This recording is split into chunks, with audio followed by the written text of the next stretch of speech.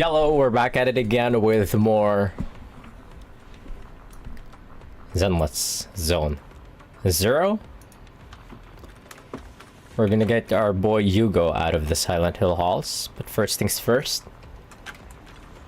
We're gonna go party with the girls, just like the last deadly assault that I was trying to go through earlier before I started the stream.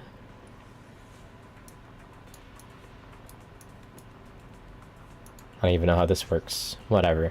Eradicate all evil. Good day, Lord Phaeton.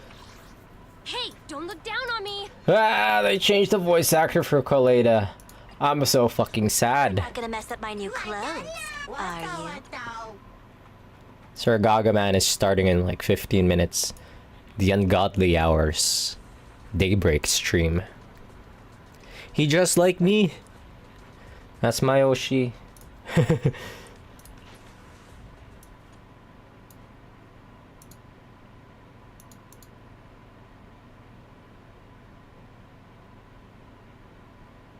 Matsukai Mao is playing Monster Hunter Wild. Since when did she start?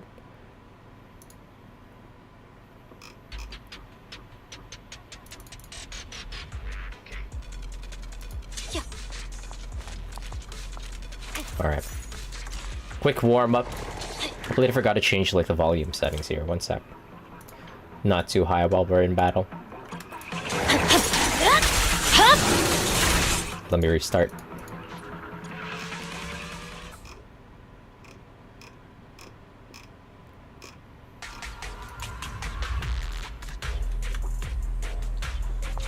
Miyabi.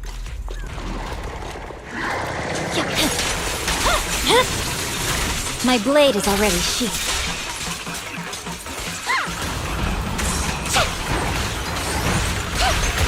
You better not get my trick. I'm Mary Poppins, bitch.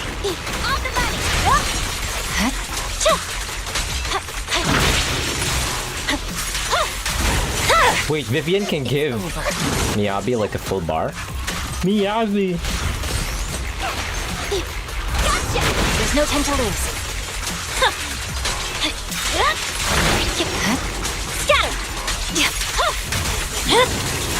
My blade is already sheathed. I'll eat everything! Ooh. I swear on my blade. Let's get that death shred in. What an eyesore. Restore order! Wow! Time to wrap things up! I see it.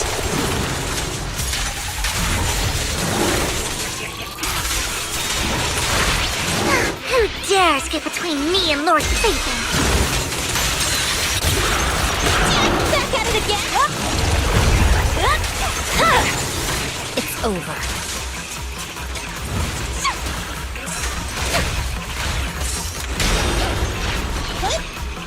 Behave yourself! Whoops. There's no time to lose. I fucked that up. How dull. Why does baby girl have so much like invuln frames? Yeah. And by baby girl I mean like Vivian. Weakling. See, look at that shit. She's just not she's just completely untouchable for that period of time.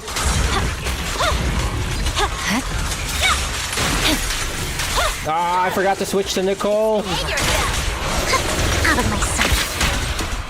This won't hurt much! No forgiveness. Don't you know? Get my dress dirty and you'll pay. Catch you in the next life! I see it. My blade is already On the money! victory. Whoops. The only option.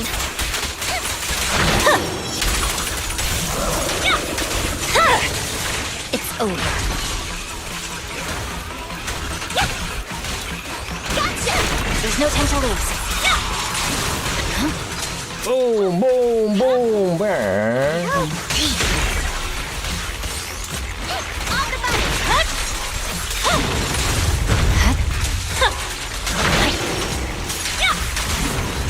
Holy shit, we actually killed it with Nicole. I thought it was only doable with Astra. But it's also doable with Nicole. But I do have like a max convex, max mindscape Miyabi, so there is that as well. But holy shit, you got max points here. Achievable.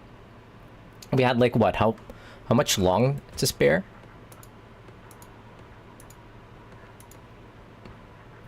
Yeah, with like 20 seconds to spare. Anyways. Nice and fun start here. Eradicate all evil. I want to keep rolling for Vivian. Good day, Lord Phaeton. I think she only needs up to like 2. We could get the all attribute Resignor and whatever this does. Disorder damage increased by 16%. What's the rest do? Will always crit on hit, huh? How about her 6? Ether damage increases by 40% when triggering a perfect dodge during basic attack. Gain 1 additional flight feather.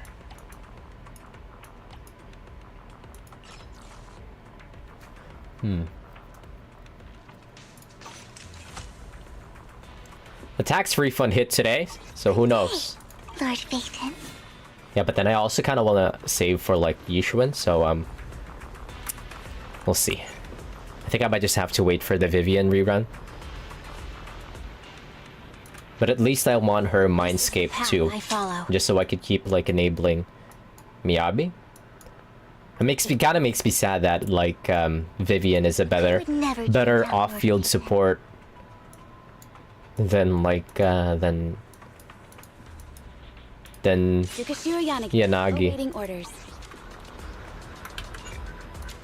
Kind of makes me sad a bit. They're supposed to be inseparable, but then now Vivian is better than Yanagi.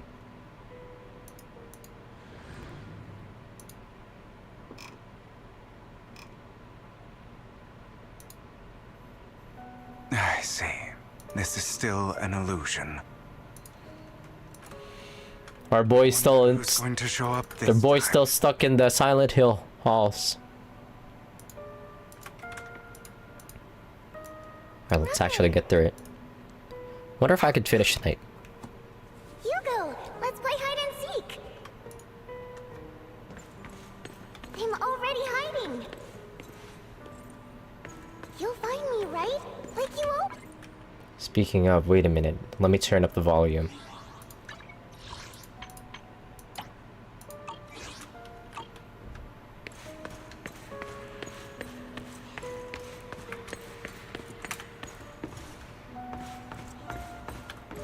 The reflection of the hollow against the water is kind of like monkeys. You're looking in the wrong place. I found an even better hiding spot this time. Harder to find than any place you showed me.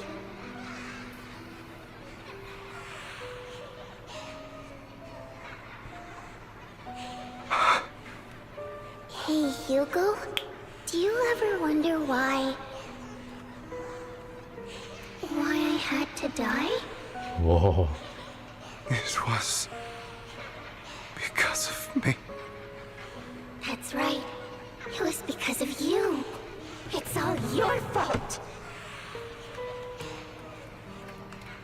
If only you didn't exist, I wouldn't have had to suffer.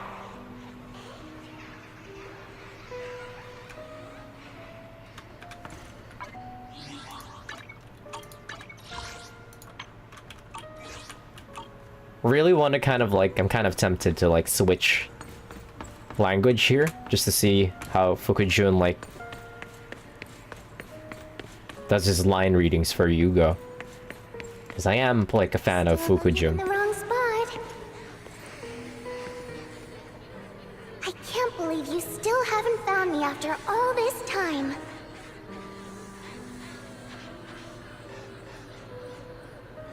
Have you forgotten about me?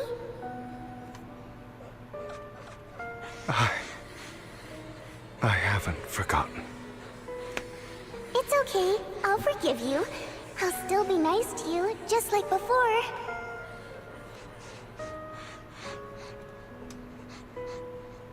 I was the only one who was ever nice to you, wasn't I? Yes. Then tell me, why do good people always suffer? Why is kindness always punished instead? Tell me, Hugo, why?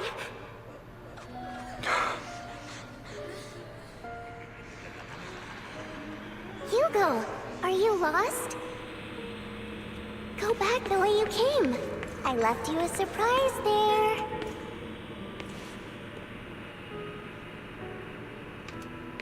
You know what? Now that I remember how Hugo's like childhood went, it's kind of like similar to Cantarella in a way, where it was kind of like a bunch of kids that's getting Ravenlock kids. Was it Ravenlock kids that are like getting pitted against each other for supremacy or something like that? Kind of like how it was with the Phasaelius in Wuthering Waves. The indifferent servant says, "What a cruel bastard." The angry servant says, "As expected of a disgusting bastard." The dissatisfied servant says, "Lady Serena was so nice to him, yet he..." The angry servant says, "How does he still have the nerve to stay in this house?" The indifferent servant says, "They shouldn't have let him in. They shouldn't have let him in from the start. Filthy, lowly blood." Curses and insults encircle Hugo, piercing his skin like frozen knives. The mockery and rage form a wave that crashes through him, threatening to drown him. Then as the cacophony reaches its peak, it goes silent. The air seems to congeal in silence, deep and oppressive. It is as if time stood still, with only his rapid heartbeat echoing.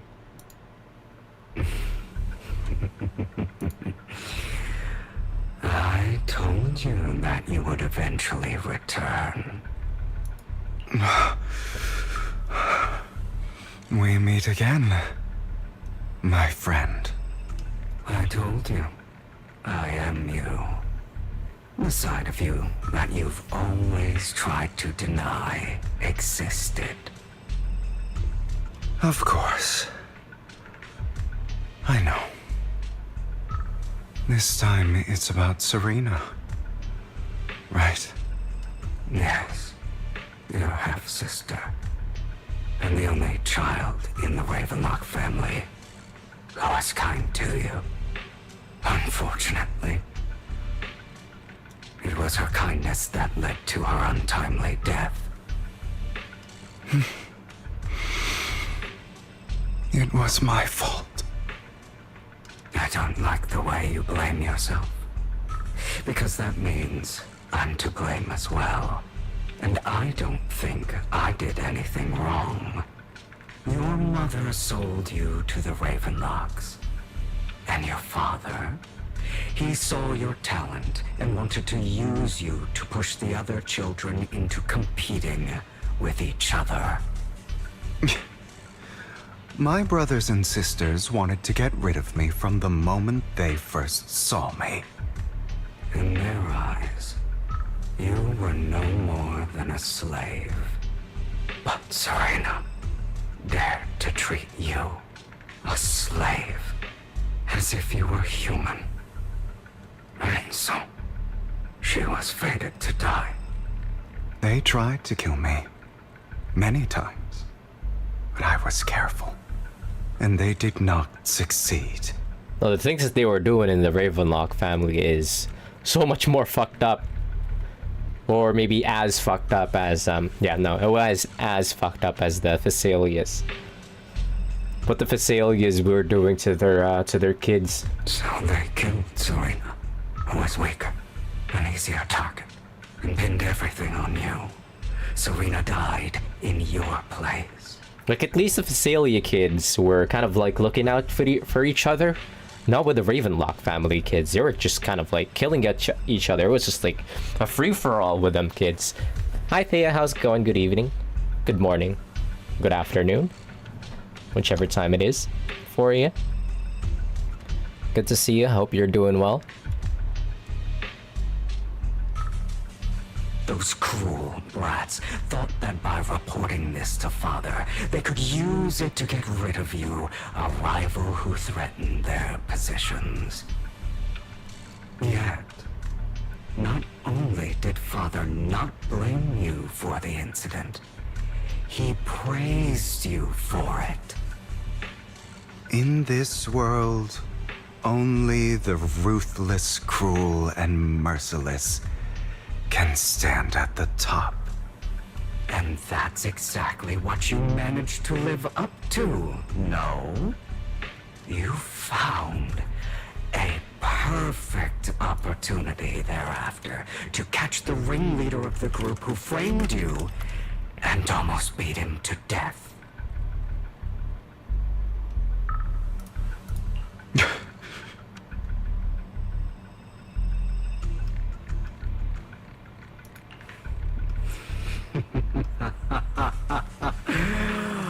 Oh, you should have seen the expression on your face back then.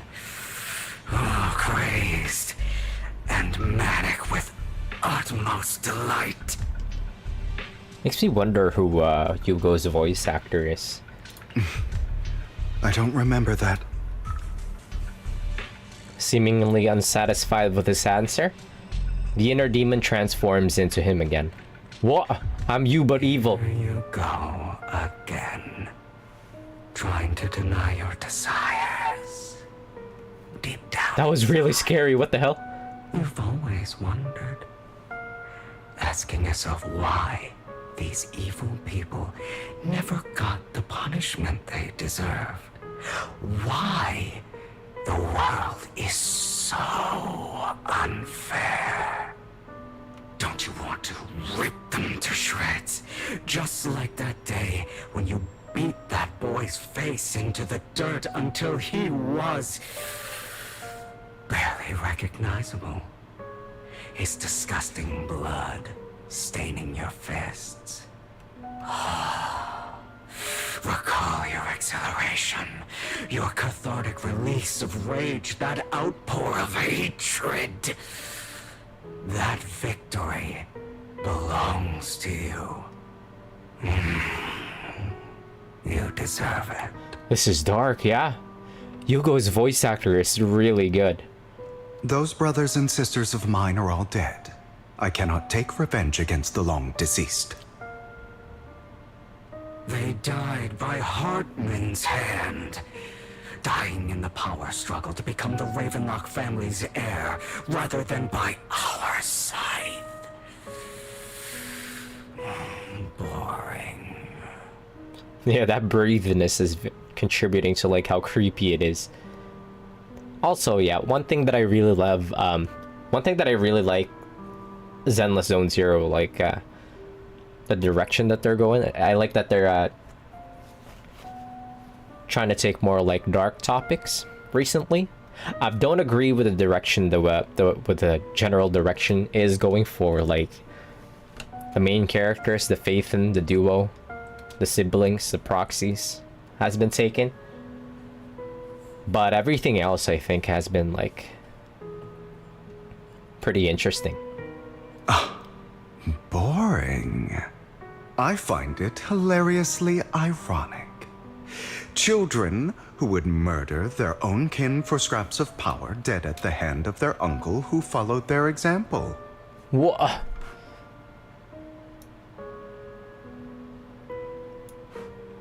Is that not karma? Sir Gargaman is streaming.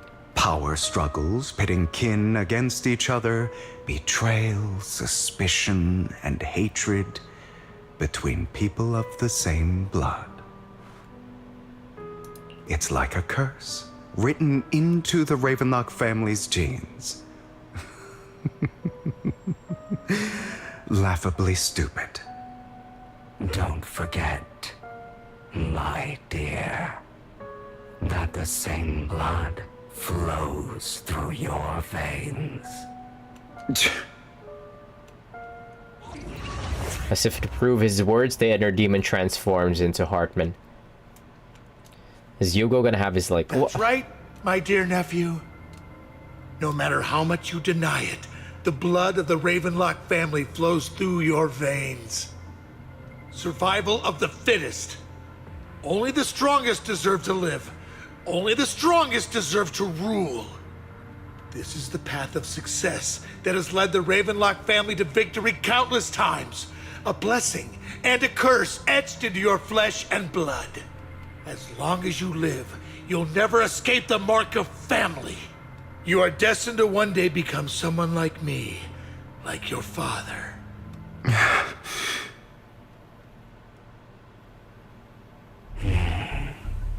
Is that fear I sense? I can see you trembling. Why does the Ravenlock bloodline terrify you so? I won't become like my father. Never.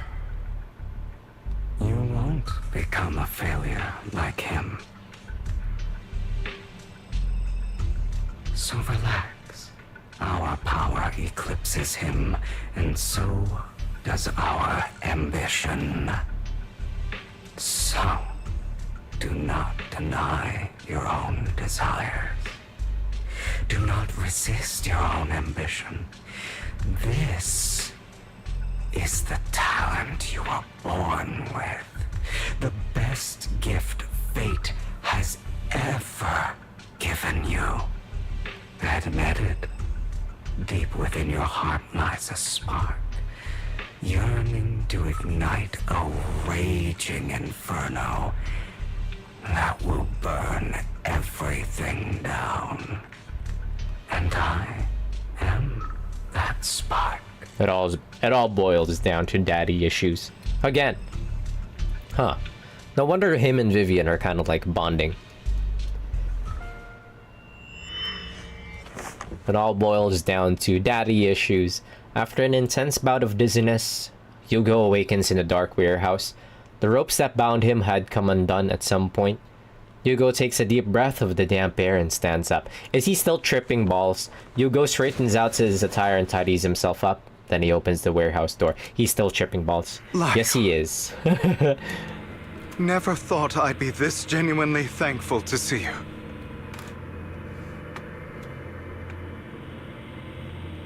Seeing you means this never-ending nightmare is finally over, right?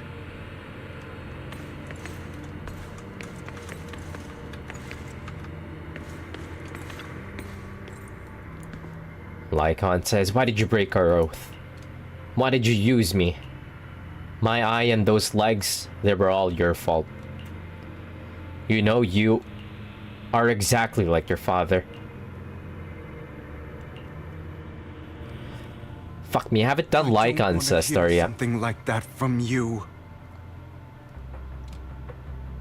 You have no idea what that man, my father, is really like. How did Lycon lose his leg?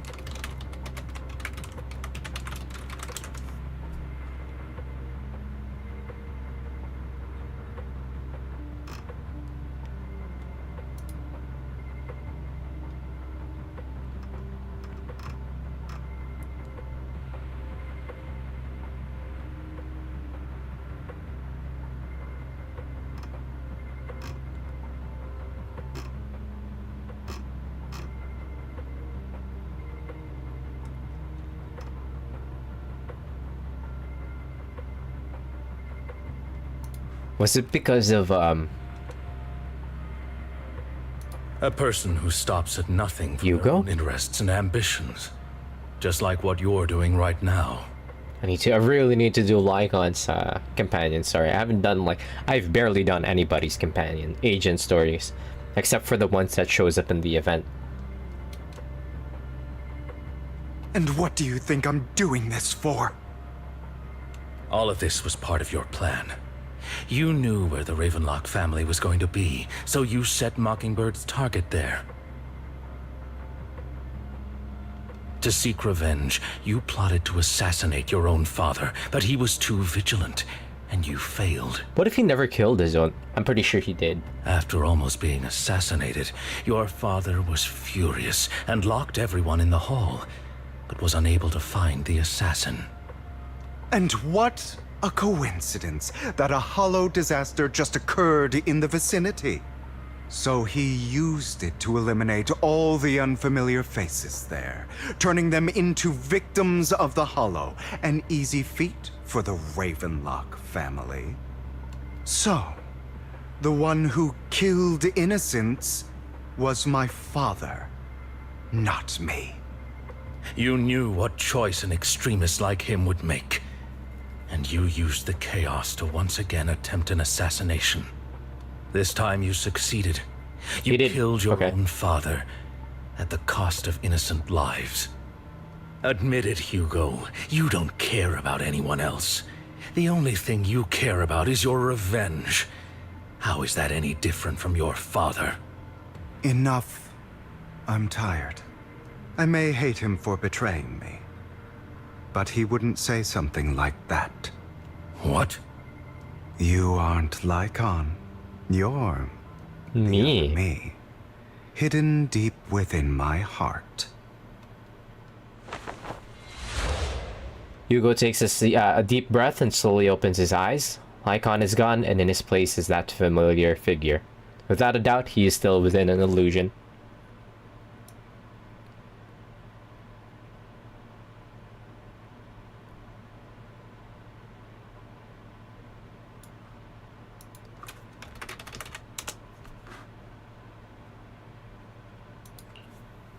I've been waiting for you, my dear. It seems you've already grown accustomed to this place, even turning the tables on me. Just as you said, you are me, and I am you. There's no such thing as having an advantage over oneself. We are ultimately one and the same, forever inseparable. Then you should know what I want to say. When you and Lycon split, you didn't even try to clear up the misunderstanding, didn't deny or argue against what he said. Because you realized that deep down, he was right about you. You just hadn't acted on it yet. Some people live only to bring more suffering into this world. Sometimes, murder is what brings justice back into this world. Murder. For that, Violence. I must stain these hands in blood. That's right. Just like what you said before you faked your death. Were those words really just an act? To slay the dragon, you must first become one, with sharp claws, rending fangs, and strength enough to destroy anything. You know the truth better than anyone. If you hadn't hesitated, and instead seized the first opportunity to kill your father, none of what followed would have happened. Wait, what? Innocent civilians wouldn't have died. Your partner wouldn't have lost an eye and both legs trying to save people. And Mockingbird would have never gotten to that point. Oh, I see. You can save more people. Save good people. Save more lives than the evil ones you take. Damn, he lost both legs? I've spent countless hours in regret over that incident. Poor Lycon. So why not submit to your true nature? You want to be the judge, jury, and executioner of this world. And you can. I wasn't responsible for Father's death. The true mastermind is my uncle, Hartman. Damn, okay. His schemes to kill the head of the family were all so he could take control. Mockingbird was simply unlucky enough to get caught up in it. So, for a behemoth like the Ravenlock family, with its roots so deep, a single person's death, regardless of who that person is, wouldn't change anything. Knew it, so it wasn't actually him. Of course, whether it's Tops, the Mayflower family, or even the entire world, it's actually all the same. I refuse to be dragged down by pointless hatred any longer. You foolish, stubborn idiot. Do you understand the power of hatred? Have we not come this far precisely because of it?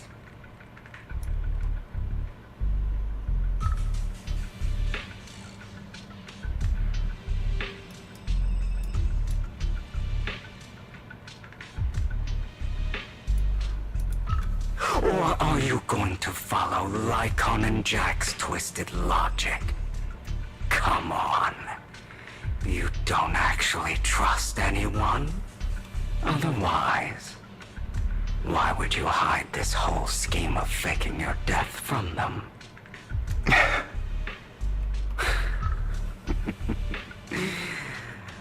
You've built an impenetrable wall around your heart, keeping everyone out. Of course you are right to do so. No one in this world can be trusted. Always. All you'll receive is hatred from your own blood and no love. Suspicion from your companions, and betrayal that comes all too easily. But the most ridiculous thing is that you want them to trust you. You stay silent and long for them to notice your suffering. You yearn for your companion's understanding and trust. Idiot. I get it. Hugo, come here for a hug. That's why you are incapable of exploiting them for your own ends. You care about their safety even more than your own. Come here, Hugo. Let me give you a hug. But remember, only the weak need companions. And we are children born from hatred.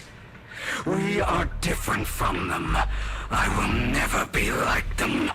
And I don't need to be. Come. Let me show you what powers we can wield. A toxic Sigma manosphere feeds into the manosphere too much inner demon. But you are me. And I'll never lose to myself. What? Can I get to play as Hugo? I don't know how to play. You've never heard this. This would be the first time we ever play as Hugo.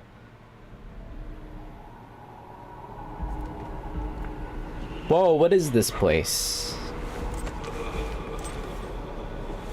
They really got our boy in like Sonorosphere. I am you, but evil.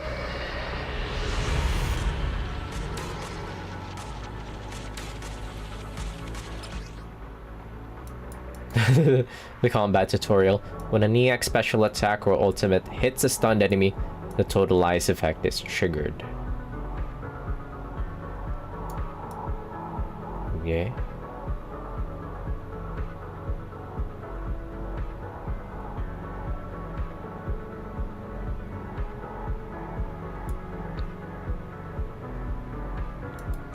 Think about all the injustice you suffered.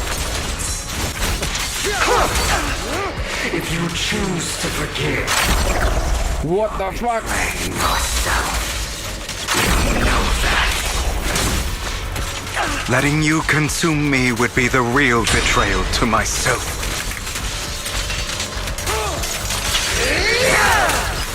God, I love scythe users. Big fan of scythe users. Wow, fuck.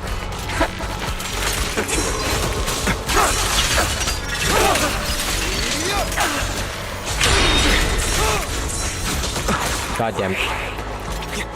I have you now! Beg for mercy! You're just afraid to admit it.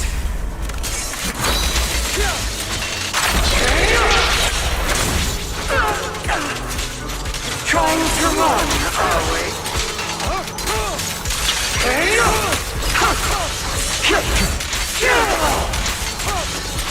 There we go.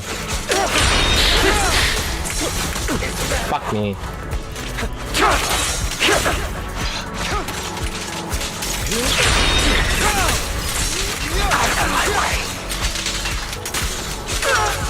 You're too scared to face your true self and what you truly desire.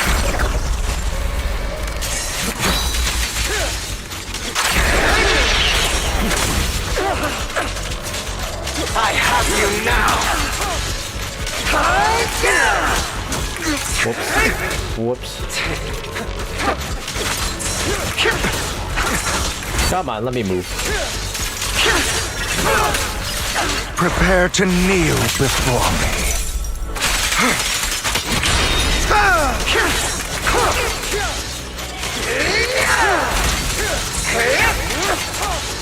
Trying to run, are we? There we go, that was beautiful. Trying to kill me. You think you can just get rid of me? Without me, you are nothing. For what it's worth, thank you. Don't be afraid. You and I are inseparable. You're part of me, just as I am part of you. Fancy words won't change anything. No. It's not just platitudes. Open your heart to finally love. understand now. Some pain only fades when it's seen. When it's accepted. Oh, that's actually a very good quote. So I won't fight you anymore.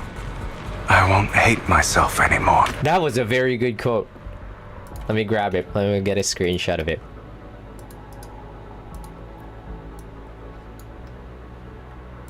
That's actually a very good quote. Thank you, Yugo.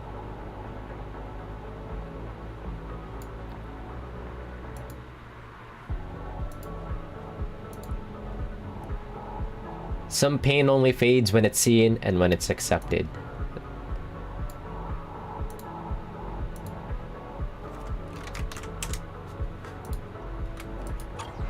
Weakness, hatred, malice, strength, forgiveness, justice.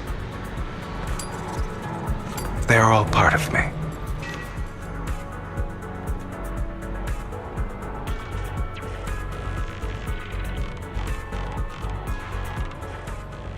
Finally, it's time to meet up with Lycon. Damn, our boy has been going through it for how long? Hugo, it's time.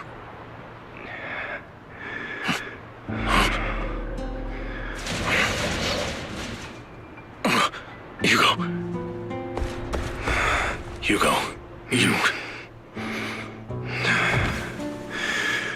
Did I scare you? I made it through. I won. No praise for me, my dearest partner.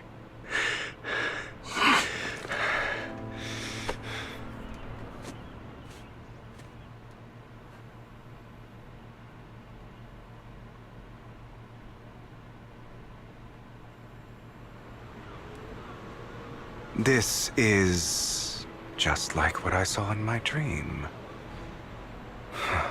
It's like nothing happened. I guess there are still some lingering side effects.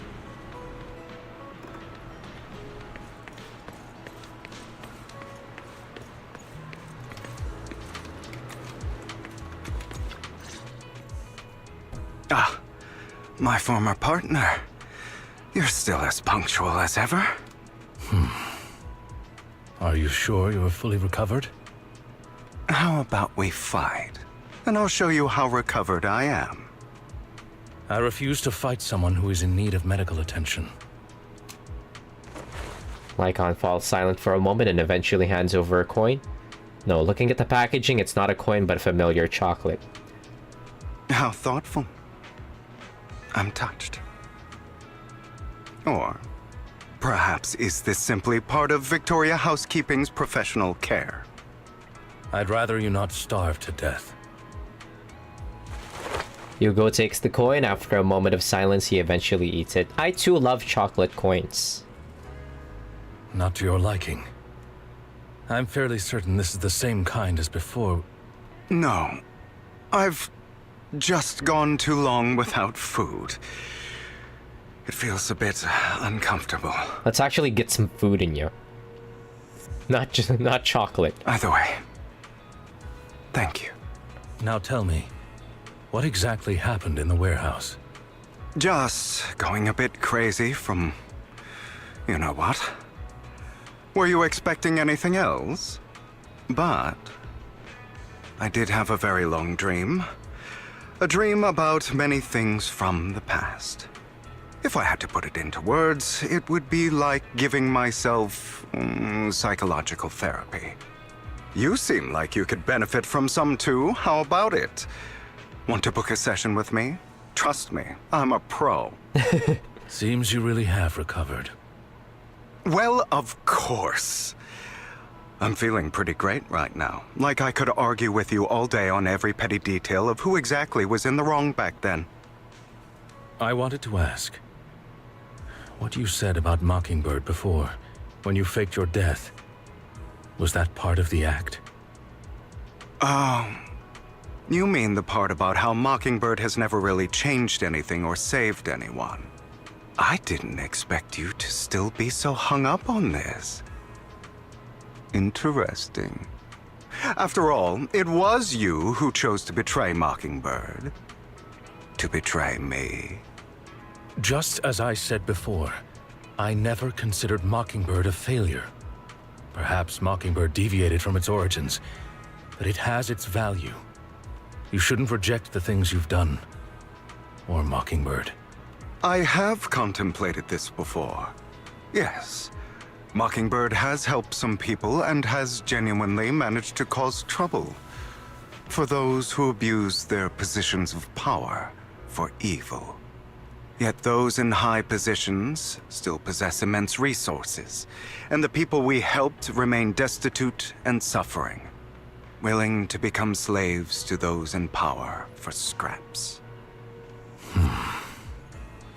But just as you said, even if what we did was childishly idealistic and flawed, as little as we actually achieved, even the slightest change is by no means meaningless. Nothing holds more value to me than Mockingbird. Huh? Hugo stares out at the ocean. A gentle breeze lifts his golden locks. The sunlight glances off both his eyes. All right, let's catch up later.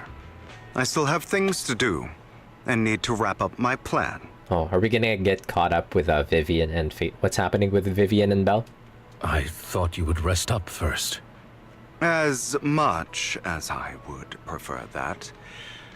My dear uncle and the Exaltist fanatics likely would not give me such an opportunity. If all has gone to plan, the fish will have taken the bait already.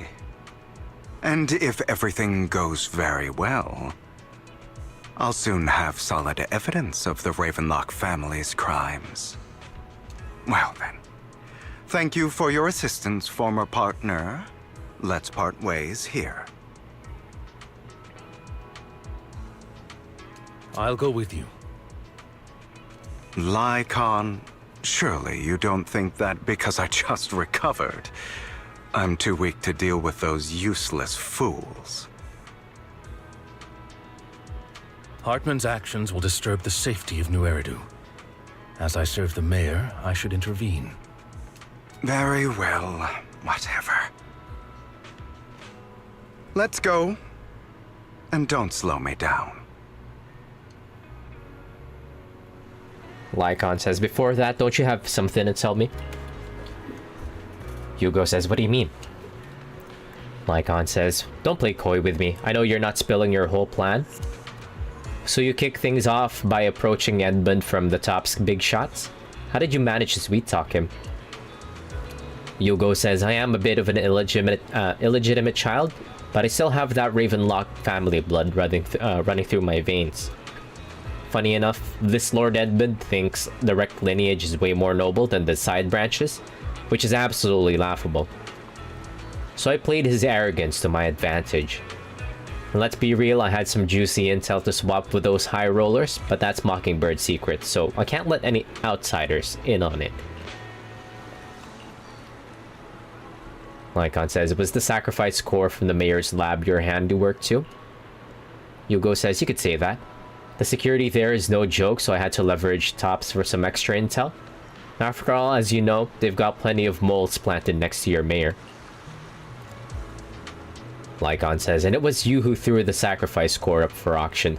To lure in the Exaltist, you knew they'd be all over it. Hugo says, yep, I embedded the sacrifice core right into the robe of heroes. They actually match pretty nicely, don't you think? Lycon says, classic you. I heard that after the auction, they found a stash of counterfeit Denny's. Hugo says, feel free to take wild guesses, but honestly, I think those Denny's would rather be out in the wild than sitting in those hoity-toity accounts. How do you pronounce that? Lycon says, then you found Hartman and talked him into a partnership, getting your hands on more intel on the sacrifice and the Exaltist. After that, you shot that crime warning letter to the mayor, giving the city a legit reason to spring into action. Hugo says, yep, that was spot on. Look at you, a real genius over there. Lycon says, in the end, you faked your own death to pull yourself out of the mess, and you used the whole show to redirect everyone's attentions to Hartman and the Ravenlocks, keeping the Exaltists on their shoes. Hold on a sec, if that's all there is, then why did you let Hartman slip you the drug? I mean, you'd have a way to dodge that kind of thing. Hugo says, Lycon, I've got something I've been keeping under wraps. Actually, I've teamed up with your beloved mayor. Lycon says, what?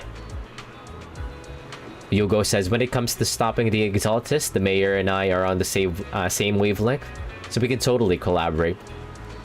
What you should be wondering is why he didn't clue you in on this. Why he didn't clue you in on this. Lycon says, the mayor may have his own reasons. Hugo says, if you can convince yourself that, more power to you. Just know, if you ever want to swing back to Mockingbird, you can come beg me. I'll make sure to turn you down gracefully. Hugo says, alright, enough chit-chat, we've got bigger things to deal with.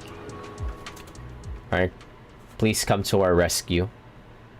I'm pretty sure, like, Vivian should be able to, like, handle Hartman at least. I don't know why we were hiding behind that desk. But it was a perfect opportunity for Hugo to sweep in and steal the action.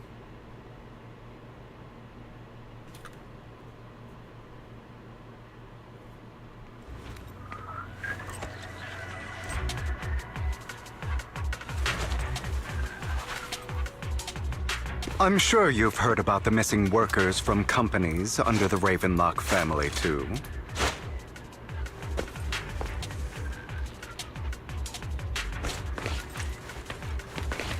I know where they are.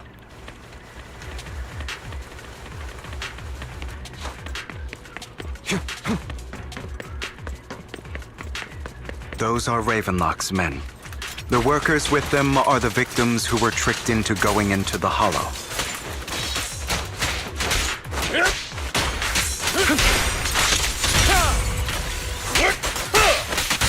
Come on, let's get them out of here. I'm not opposed to working with you. Scram before I get angry.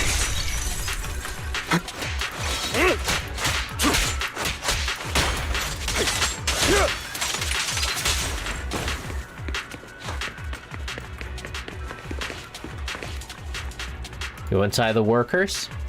The scared worker says, "Thank goodness someone's here to save us." "Thank you." Yuga says, "You're welcome. So, could you tell us what those Ravenlocks did to you before they ran off?" The scared worker says, They're a bunch of liars. They tricked us into this hollow.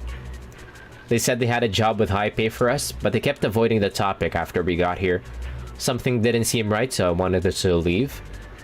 But then they showed their true colors. They tied us all up and told us they were gonna ship us off somewhere.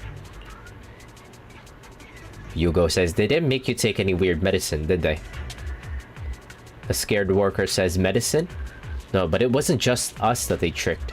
Another group went that way." Lycon says, "I see. Here, take this carrot. There's an exit nearby. You should get out of here as soon as possible." The scared worker says, "I can't thank you enough." Lycon says, "Let's go, Yugo. We must save the rest of them." Yugo says, "You sure are eager." Sure are. Bunch of nobodies. Annoying as hell. Kill them! You're welcome to try. As you wish.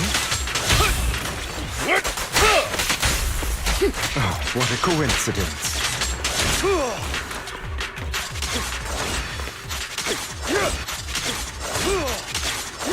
No wonder I'm just looking at Yugo's combos here.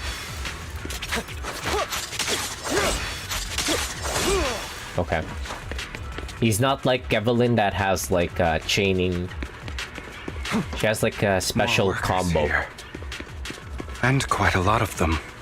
I think like Evelyn's like one of those like weird exceptions that somehow has like a weird that is like a weird combination of like basic attacks and her skill as her best combo. Are we inside the workers? The exhausted worker says, "Who are you?" Yugo says, "Your saviors." The exhausted worker says, "Thank you. I had a bad feeling about that group from the start. I shouldn't have ignored my gut instinct." Yugo says, "Did those Ravenlocks do anything to you?" The worker says, "Do anything? Well, we weren't doing as we were told, so they tied us up." Yugo says, "Nothing else? Good." The worker says, "Oh right, there was another batch of workers ahead of us. They should be by the roof." Yugo says, "Don't worry, I'll handle it. You should get out of here as soon as you can." Lycon says, "Let's continue." Is Hartman behind this, too? Of course. He threw them into the hollow like offerings for the Exaltists.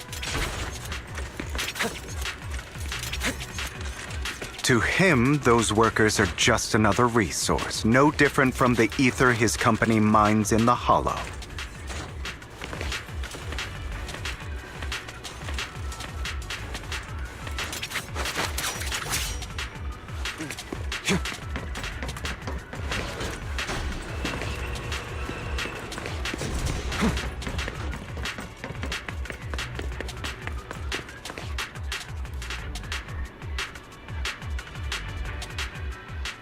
There's more over there.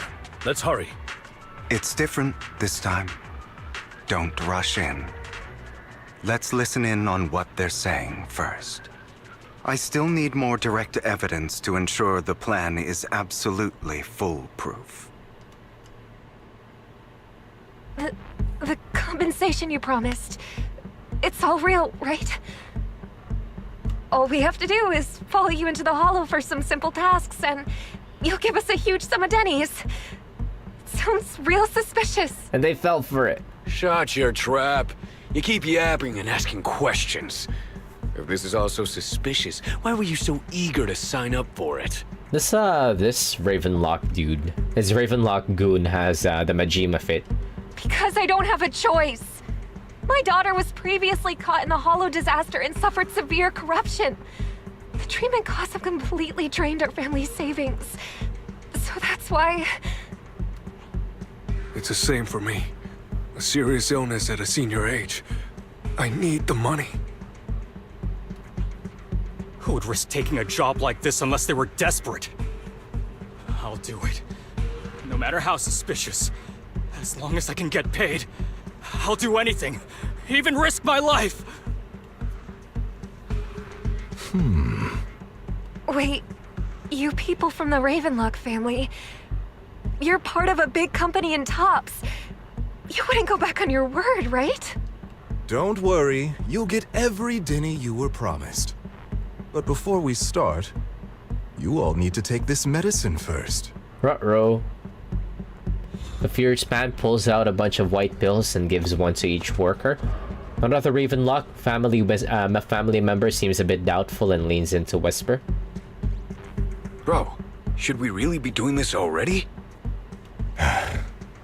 These workers keep talking. We're wasting time like this. And the sooner they take it, the sooner it'll be over. Consider it an early release for them. This fierce man dude has a really nice voice. What? You didn't say anything about having to take pills before. Look, this is good stuff, all right? It'll increase your ether aptitude. There's tons of people who'd kill for something like this. Exactly! You'll be working in the Hollow for several hours. This is essential medication. You have to take it before we continue. If you refuse, then you can forget about the job. Of course, you won't receive the compensation either. Lycon, what are you doing? Rescuing those workers, of course. There's clearly something off about those pills. We can't let them take them. Now is not the right time. As I said, we need more evidence to ensure the plan works. And as I said many years ago, you can't exploit innocence to achieve your goal. So that's how you see it. If that's not what you want me to think, then explain everything to me. All right. It's a little complicated, but simply put, these workers will be fine. Of course, it's your choice to trust me or not. But if you try to rush in, I will stop you. I trust you. What? Huge? Meanwhile, the workers have also made their decision. Except for the talkative worker, most of them already swallowed the pills. That's when the arrogant Ravenlock family member finally reveals his true nature, saying, "You think I'd let you run?" while forcibly shoving the pill into the worker's mouth. After clearly capturing everything, Yogo lets out a sigh of relief. All right. That's the evidence. Now we can go and beat them into the ground as much as you want. Don't forget, you owe me an explanation. Also, don't overdo it and kill them, even if they're the worst of the Ravenlock family. All right, Your Holiness, Saint Lycon. So what did he do? Did he switch it out? Wait, Why don't Lycon you took take off. a guess? Lycon took off for the party. We're the ones here to stop you.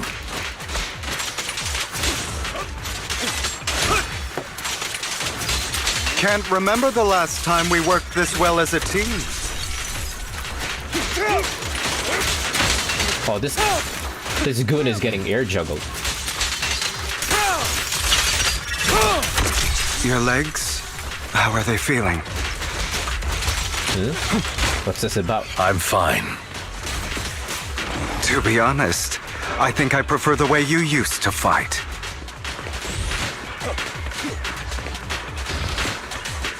You had a lot more aggression. I've merely learned to control my strength.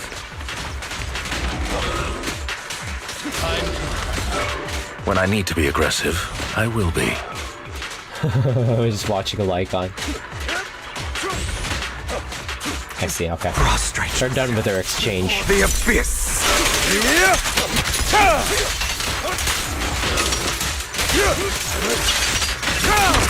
Let the party begin.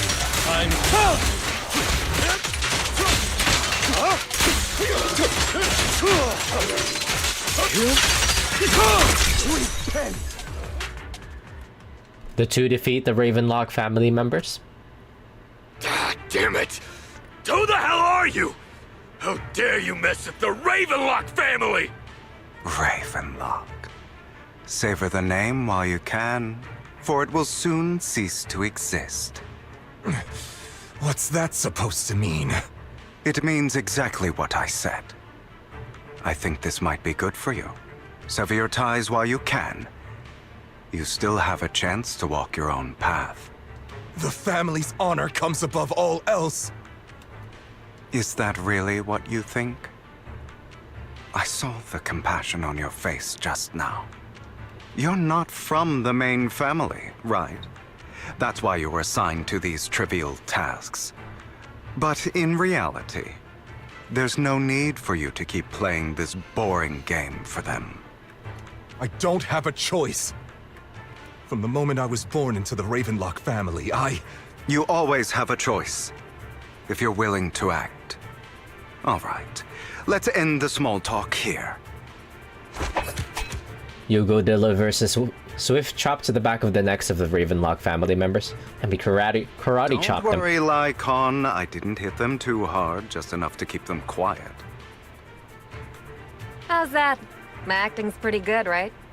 As always, a certain someone should take some lessons from you. I'll leave the rest to you then. Okie dokie. Okie dokie. Oh.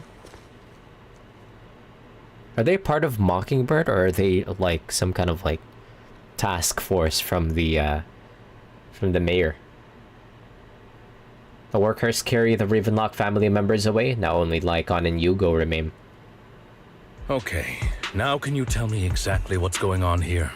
As you can see, that worker just now was actually an informant of mine. Oh, okay. The pills were swapped out with vitamin tablets. When did he do that? Outside of this batch, some workers have already taken the actual substance Hartman has. But rest assured, the antidote for it is already in development. I found the best in the field to help, and with the data I collected before, we should have results soon. I wanted to ask. The reason you decided to lock yourself in a room and endure the effects of the drug. Besides getting evidence, it was also to collect data on this drug in order to create an antidote, correct? It seems you're not completely beyond hope. I thought you were just being stubborn. Damn, he experimented on himself so that nobody else had to experiment. He's crazy. Hugo is actually insane. Sometimes I wonder if you know me at all. Absolute no sense of self-preservation. He's that suicidal. Then, I have one last question. Why did you never tell me any of this back then? The truth is, I heard everything. That entire conversation between you and Jack.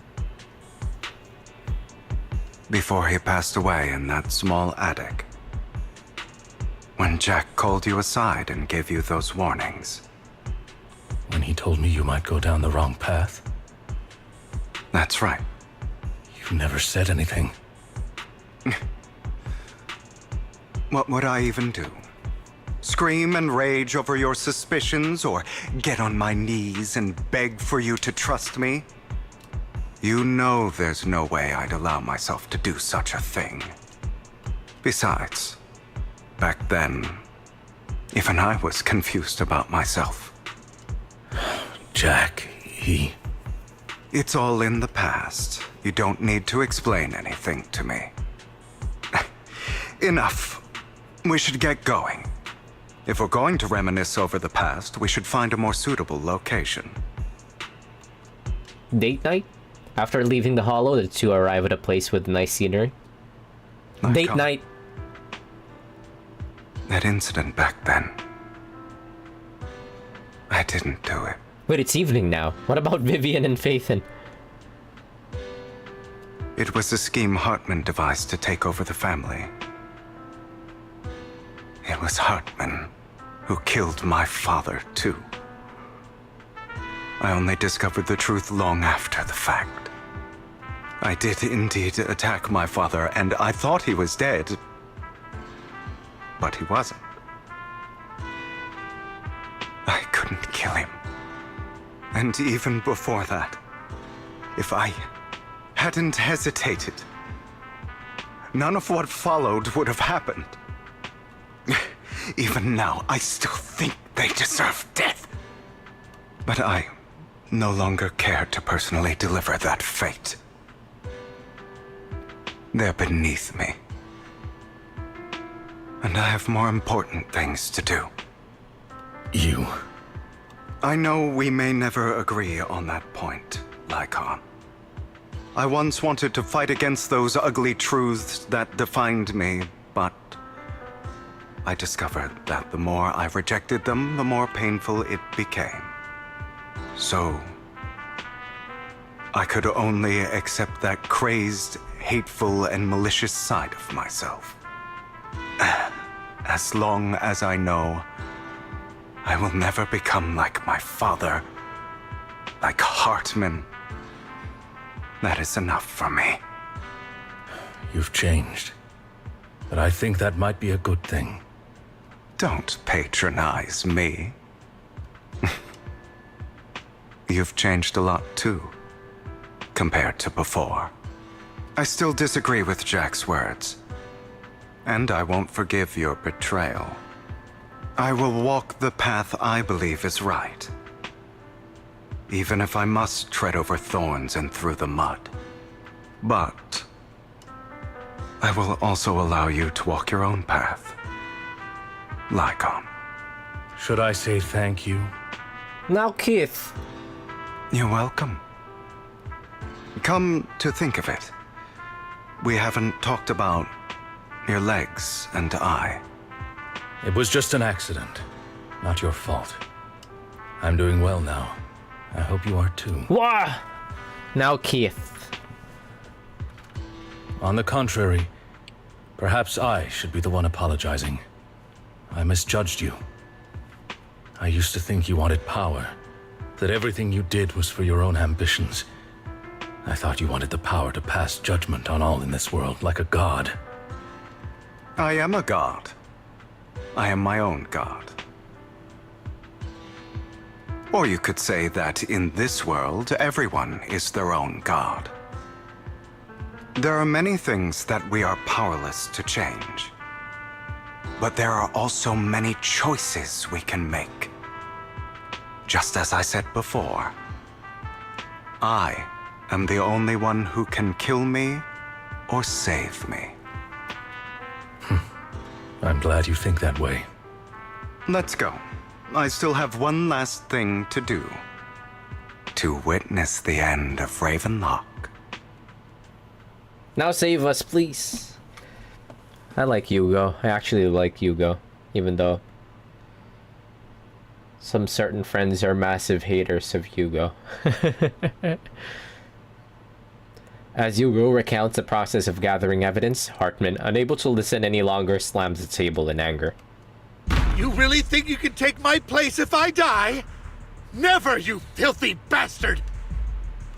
Your little tricks mean nothing.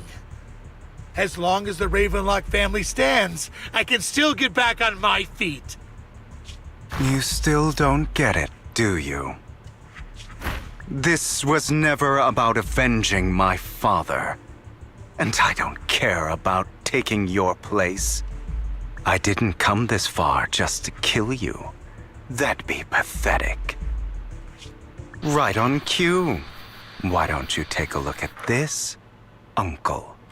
On behalf of TOPS, I'd like to clarify that we had no involvement in the Ravenlock family's actions. TOPS is officially terminating all partnerships with the Ravenlock family, effective immediately. We will have no further affiliation. Who's this guy? He's got a shit on. Are you crazy? What the hell do you get out of ruining the Ravenlocks? You want to be a petty thief forever? Thief? Oh, Uncle. Allow me to reintroduce myself. I'm the name people whisper about. The one who robs the rich and gives to the poor. I'm the master con artist who can fool anyone, anytime. You didn't fool me though. I called your every move. I predicted his every move. But what actually happened to the sacrifice core? Maybe they'll... I'm the leader of Mockingbird. The one who turns every headline into my own stage. I have friends who'd catch me if I fall, partners who'd shed tears for me, and allies who always have my back. I'm happy for you, Hugo.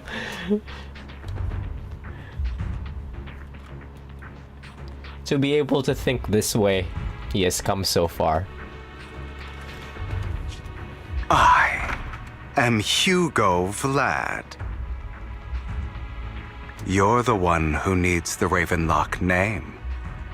I never did. You ungrateful bastard! You should have never been born. You flatter me. Same goes for you, Uncle. He did the thing, the shaft neck thing.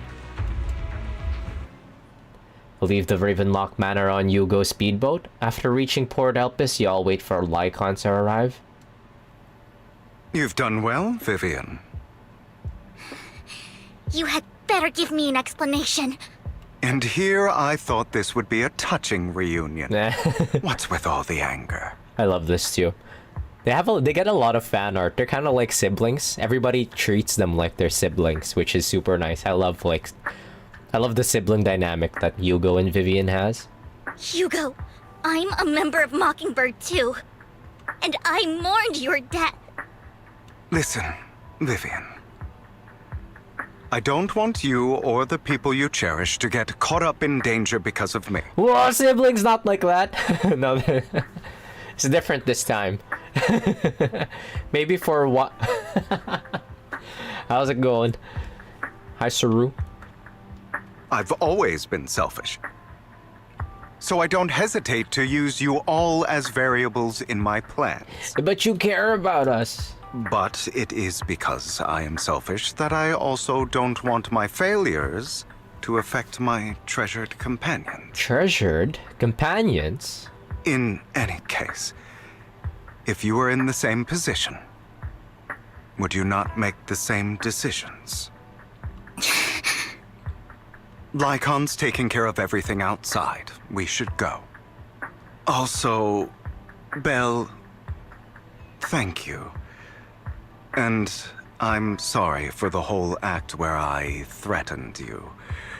It was the only way for Hartman to drop his guard against you and leave you be. All good, homie. We knew it was an act. I, Hugo Vlad, am forever indebted to you. With Lycon's assistance, you successfully leave the Ravenlock family manor and return to the video store. Is this the end? Roxy, although it is late, there is some important intel that I must give you now. You knew about everything? So, Lycon, you knew about Hugo's plan to fake his death? I was simply playing along. After all, I could not determine whether Hugo's plan would pose a threat to you. You are a student of the mayor's late friend, and I am obligated to protect you. You still have that habit of finding awkward excuses when you're embarrassed. Mr. Hugo Vlad, if you have any important intelligence to share, please do so with haste. I need to return to rest before midnight.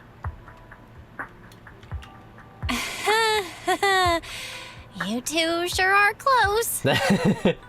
She hit them with that Bochi pride. For the sake of a certain old fossil's sleep schedule, I'll keep it brief. I learned from Camille that Dina intends to embed the sacrifice core into the sacrifice. Apparently, it will make the sacrifice much stronger. Sacrifices created this way will not retain their minds and will indiscriminately attack all living beings, including their creator. So the Exaltists don't do this. It would bring them no benefit. But Dina's concoction can control people's minds. If a person takes the pill and is injected with the serum Landon left behind, the sacrifice would be under its creator's control. Oh. Although the dormant sacrifice has been destroyed, Dina found a batch of that serum her father created and wants to create new sacrifices. Never mind the sacrifice. Hartman's sacrifice core is a fake. We don't know where the real one's gone. We had it all this time. The real core has God damn it! I called everything that happened in this patch. It's in the trinket. Here? In Lord Phaethon's video store? Fucking called everything that happened. Vivian, do you remember when I suggested you give that collectible to our dear proxy? I remember. Of course. But that was just an ordinary pendant. And I've met the person who submitted it. She has absolutely no connection to the Exaltists. It was a Shekhov's gun. Shekhov's pendant. How about our dear proxy take out that pendant so we can take a look? When did the switch happen, though? I think it's that switch happened when he was holding Belle at the top of Belle Twin Towers. After finding the pendant sent by Vivian, Hugo takes it and gently presses a hidden clasp. The pendant clicks open from the middle. Inside is a sacrifice core. It's actually pretty small.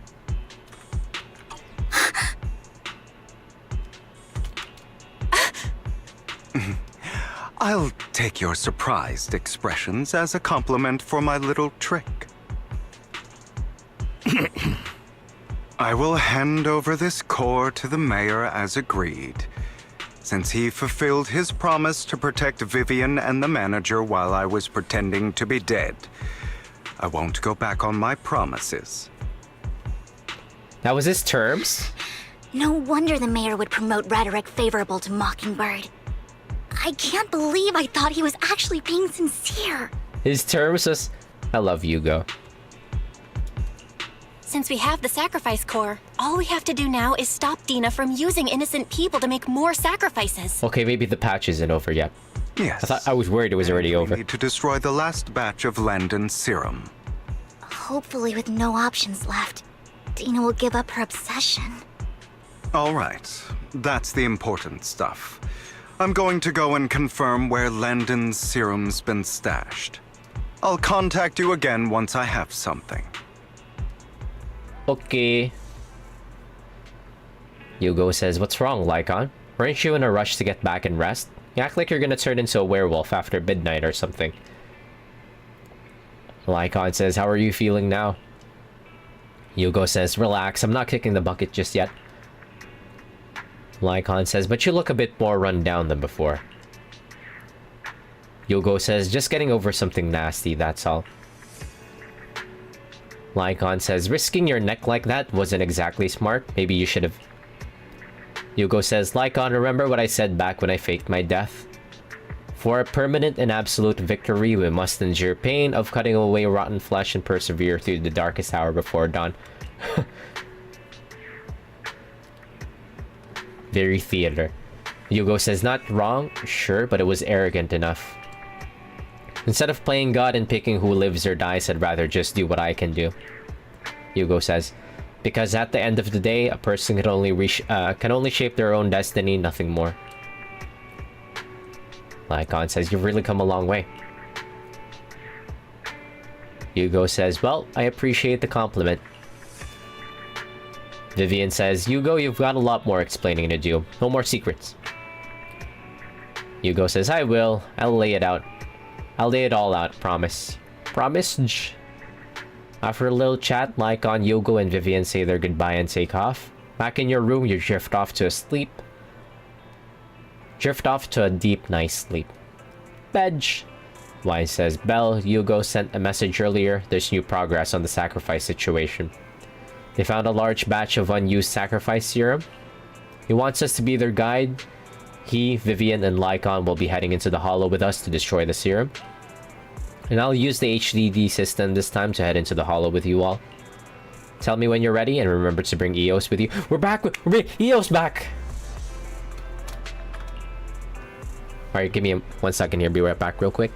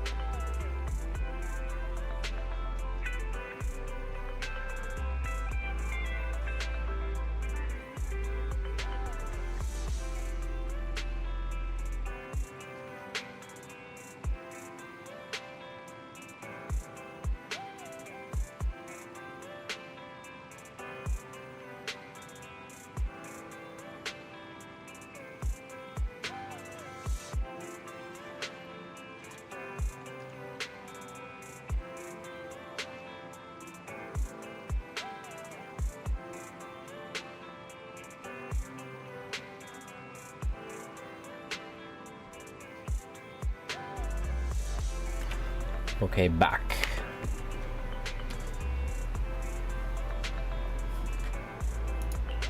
Let's go. Immersive storytelling. A bunch of cutscenes will play out.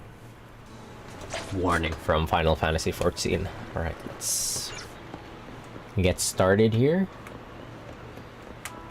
We're in here again? What? Hugo says, "Dear managers, you're here." Vivian says, "Having two Lord Phaethons leading the way for me? I must be the luckiest person alive." Hugo says, "We'll be counting on you too, as according to my intel, this is quite the large batch of serum. My guess is that Hugo says, "My guess is that Dina wouldn't put all the serum in one place, so we may need to split up." Hugo says, "Just to be safe, we'll be counting on both of you to guide us. Once you're both ready, let's head into the Hollow. Let's go." Can we bring Ambi? We brought Ambi last time. Ambi still kind of owes us.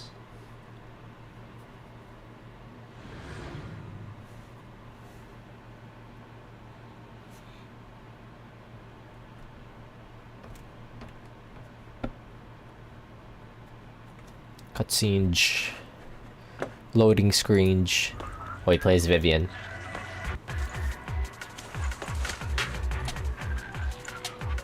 Landon's stash should be somewhere nearby. I did some digging. Some of the missing workers were brought here too. Would you like to stand under my parasol with me? Dina's getting ready to make her move.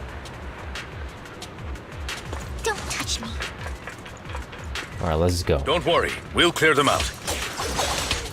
Understood.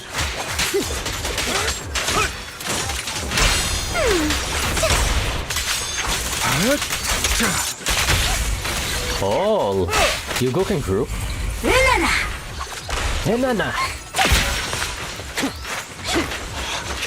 Only for Master Proxy. Can't handle it. Wait, I could be missing a treasure chest if I don't look around. Touch me. They're trying to destroy the goods! Stop them! In position. We need to take care of the guards first. I if you insist. Yep.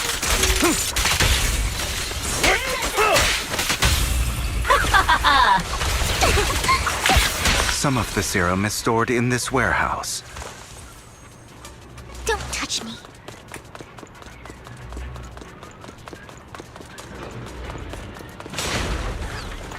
You're not taking anything from here! Hugo, get the guards first.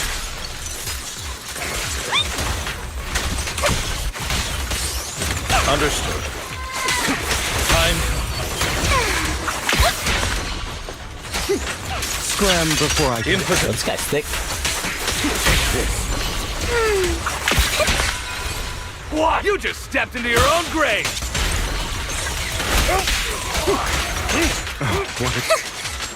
Fools. Ah. Coming through! Amateurs. Stay calm now. Kick. Power! Truth is a beloved fairy tale. A deep clean. As you allow me to reach you, let order and madness dance. Don't you know? Get my dress dirty and go pay. Say no more.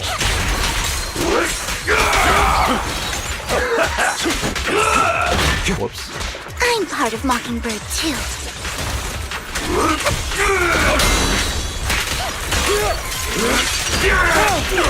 Let the party begin.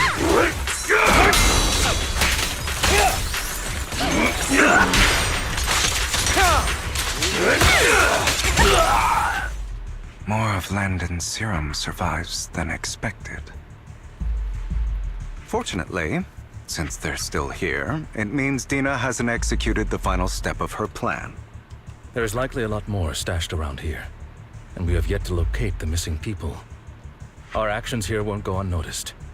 Perhaps they're making plans to deal with us on their side. With Landon and Dina's concoctions combined, she may be capable of creating a sacrifice that obeys her.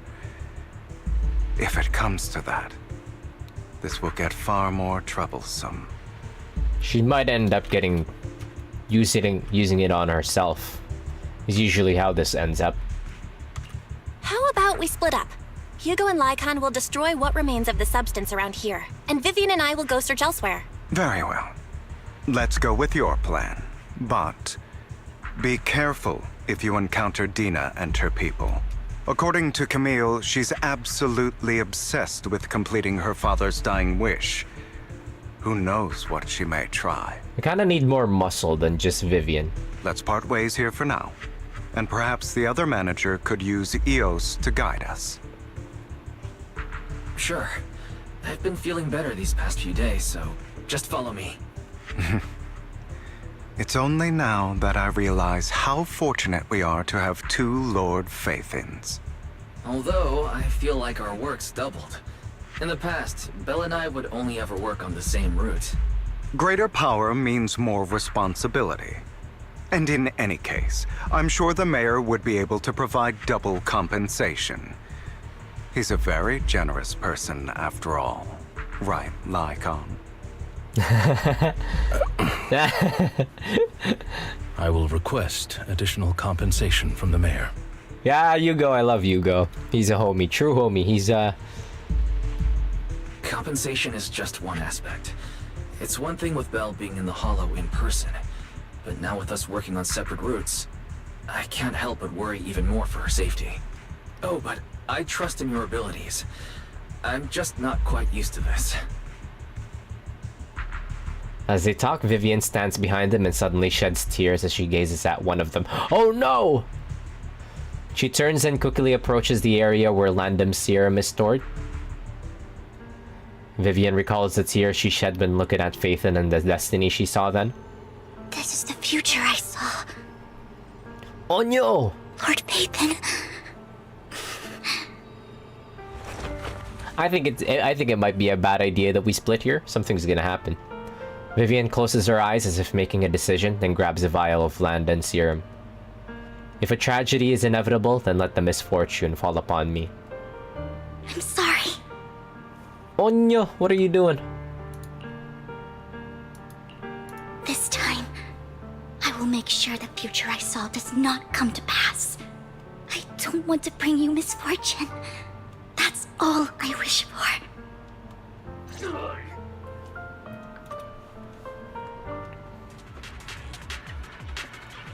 Oh no. This is why I said we should have brought Anby. Fool. Leave this to me, Lord Phaethon. Don't touch me. Also so that I can have like more characters to work with, because Vivian is an off-field switch character. She's not meant for the field.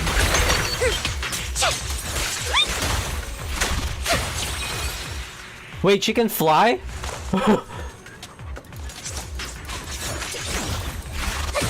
Together. Holy shit. Lord Phaethon.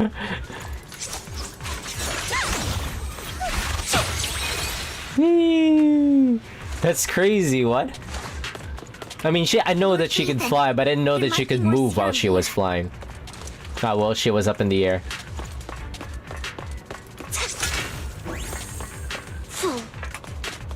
Foo. How dare you steal from Lady Dina! Who's that? I'll try to go easy on you. No promises.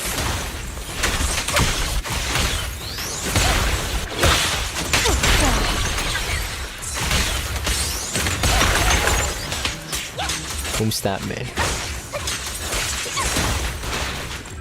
Don't touch me.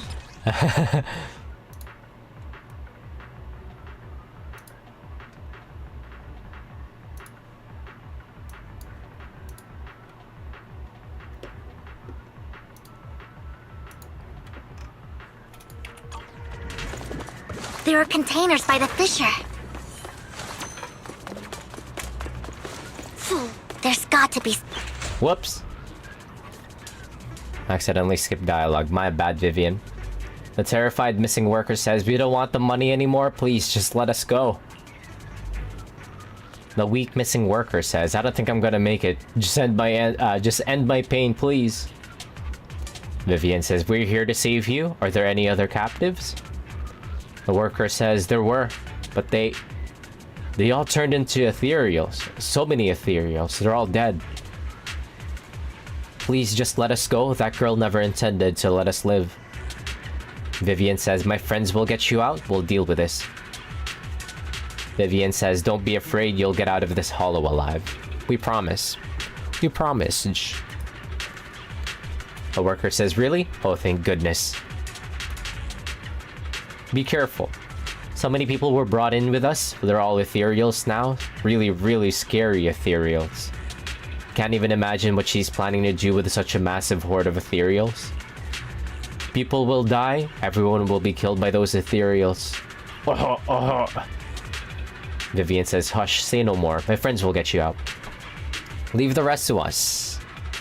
Who's the friends? After contacting Yugo and Lycon, they quickly arrive. You eventually decide to have them first take the civilians to a safe place, while Vivian and you continue to search for any overlooked serum or victims. Shortly after they leave, a familiar voice comes. Who's it? It's Dina! It must have been tough for you to find this place. Brat! Vivian, if you had stayed out of it, I wouldn't be so eager to get rid of you. Brat is back. Those people have been taken to safety. You're all out of options.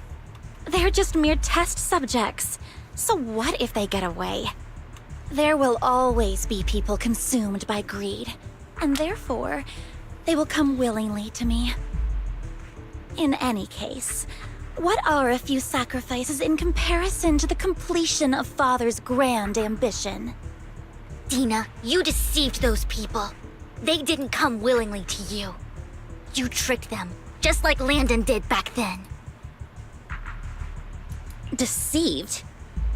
Father gave hope to those who had everything taken from them by the Hollows.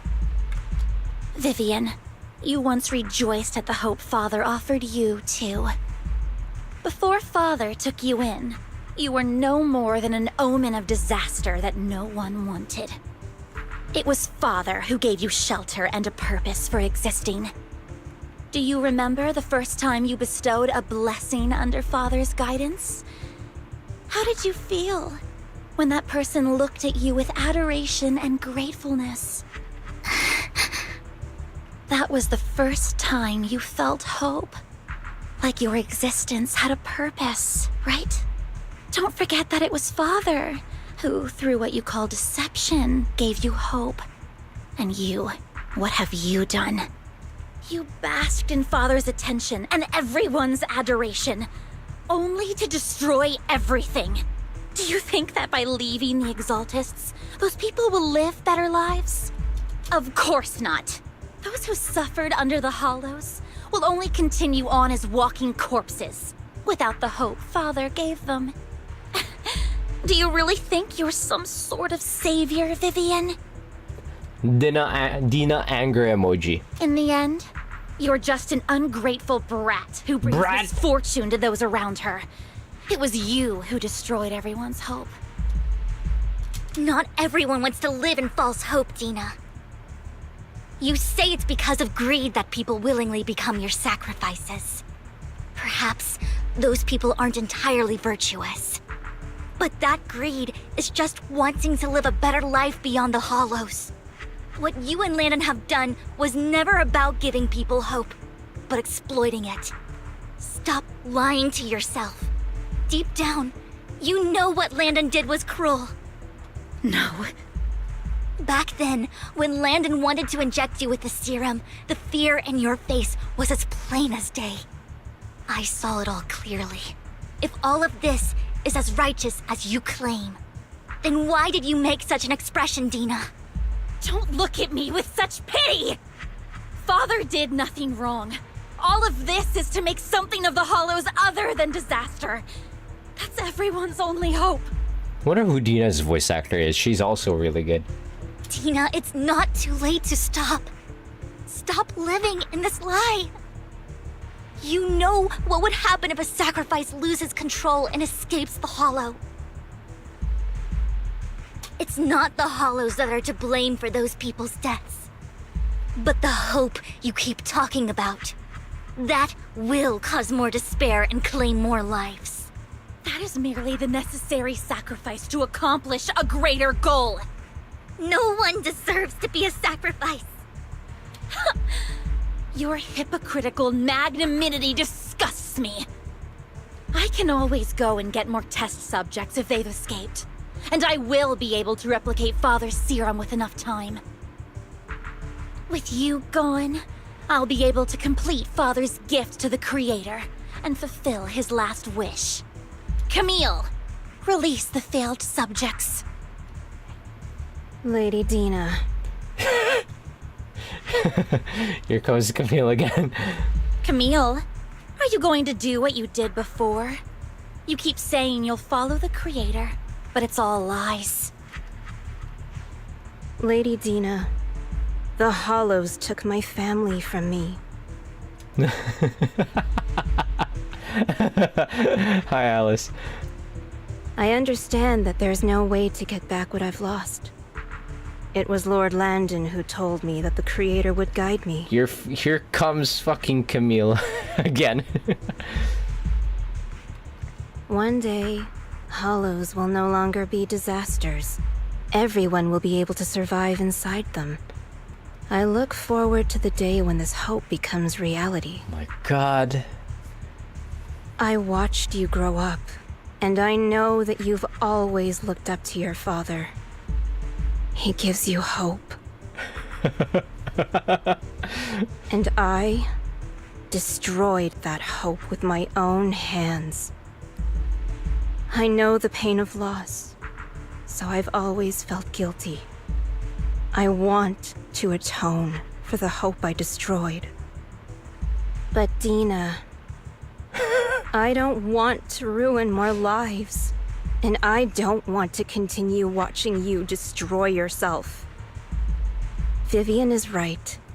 Not everyone wants to live in false hope. So, please, stop. Camille, are you abandoning me too? I'm not abandoning you. I just don't want to see you go past the point of no return. The point of no return. I passed that point ages ago. I wonder if it's just like placeholder voices that they have for Camille. I think like Soldier 11 also has that kind of like really bad voice acting where she sounds way too like no emotion or like no direction to it. Like you could tell. No, Dina. You can still turn back. I'll be your way back. Okay. Where are you going, Camille? I made a deal with Hugo and the mayor. If someone needs to take the fall for this, let it be me. I did it. All of it. Okay, she's showing emotion now. I've been forcing Landon's only daughter, Dina, to research how to create sacrifices. I colluded with the Ravenlock family for my own gain. Everything Dina did was under duress. Since I've kept her captive for so long, she doesn't have the skills to survive as an independent member of society. She'll need a caretaker and teacher. Someone who will look after her and educate her. What the hell? Dina's actually getting correction arc? No! I refuse, Camille! I refuse to accept this! Dina, I'm going to dispose of those failed subjects. I won't allow it! You'll die! I won't allow it! You can't leave me. I command you! Yeah, dude, it just kills me when like Dina is like performing, giving her heart out for this performance, and then you get like Camille here. Okay, I'll stop. That's enough. That's enough bitching about the voice acting here. You've always followed my orders, and you will follow them now! It wasn't your orders that I've been following. My younger sister, who was stolen from me by the Hollows, also had such beautiful red hair. When Landon told me the Creator could bring me hope, you were standing there, right behind him. I was certain, then and there, that this was the hope the Creator had given me. Start over, Dina. You still have so long, so much time. You'll make friends, find people who love you, and make many beautiful memories. No way, she's getting a correction arc. That's not what I want! Camille, you're not allowed to die! I won't allow it! I won't allow it! Goodbye, Dina. Onyo. And I'm sorry, Vivian. I'll leave the rest to you. Camille resolutely walks towards the fissure as Dina stares after her disappearing figure. After a moment, she also walks forward. Vivian is about to stop. What the hell is that noise? What the fuck is that noise? Vivian is about to stop her, but Dina uses the controls to open the container door. Ethereals surge out, blocking the path. You got it from here, Vivian. Let's take out these ethereals first. Between me and Lord Satan, I'm pushing her back. we can't let Camille's efforts go to waste.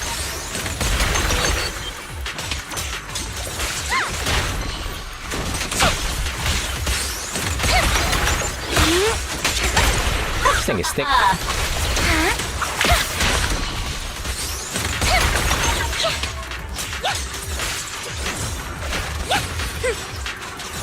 What?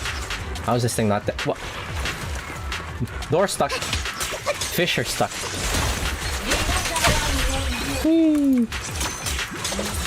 Oh, I wanted to float around.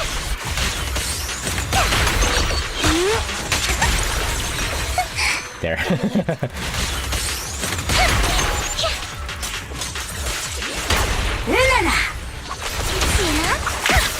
Let's go after Dina, Lord Phaethon. That is so cool.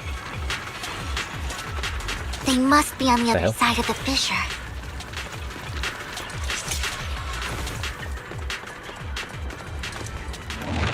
The way that she can float around as Vivian is so cool.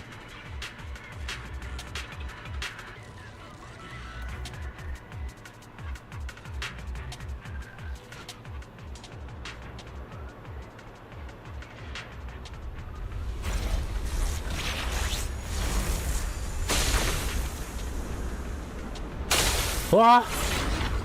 She actually died? She straight up died.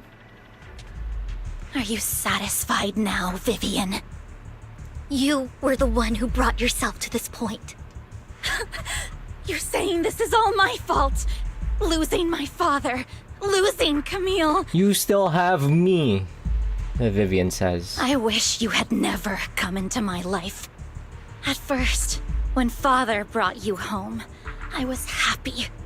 There are so many Exaltists, yet Father never allowed me to get too close with any of them. I never had any friends either. But when Father brought you back, he told me to take good care of you, that you were my first friend. I was also so happy the first time you took my place in helping Father select a person to receive the blessing, because it meant you were different from all those other people. You could stay with me. But soon, I grew jealous. You took the attention that should have belonged to me. You even took Father's love from me. Oh my god, everybody just has daddy issues this entire patch. It's only because of my ability that Landon... I know, but... Vivian, jealousy is something you cannot control. Of course, the same goes for fear and hatred. I was terrified that one day you would look at me and shed tears. I knew if that day ever came, Father would not hesitate to force the blessing upon me. And when that day did come, I hated you for causing my father's death. Fear and hatred, you say? Tina, you knew everything about what happened back then, so why are you still defending Landon? And why didn't you tell me back then? If I had known earlier, maybe I could have found a way. Because it's the only thing that makes me more special than you, no? It proves I had Father's trust. I was more useful to him. Vivian, you said you wandered without a home ever since you were young, hated by anyone you encountered. You were happy to gain recognition from everyone and help Father when you were among the Exaltists. But in the end, you discovered you were being used, so you felt betrayed and hurt. Then, what about me? All I ever had was my father. I've never known a life outside of the Exaltists. Ever since I was young, my only purpose was to help Father select who was to be blessed. The only purpose I had was my father and the Exaltists. I've never been taught anything else, Vivian. It is what little value I have, and have ever had. In the end, you took even that from me, and completely destroyed it. Bro. Was this all for nothing, Camille? Camille did all that, and Dina's still out here saying all this. Ah, Camille. Lady Dina. You think you're doing good and fighting evil. You've only managed to affect a small part of your world. Fucking Camille. But have you ever wondered if maybe that's all there is to my world? I never wanted to hurt you. You are also my first friend. And that's why I wanted to save you back then. Save me? You and Camille all talk about saving me. Why don't you understand? To me, loss is so much more painful than death. Tina, you can start over. Everything Camille did was so you could live on. Let's leave the Hollow together.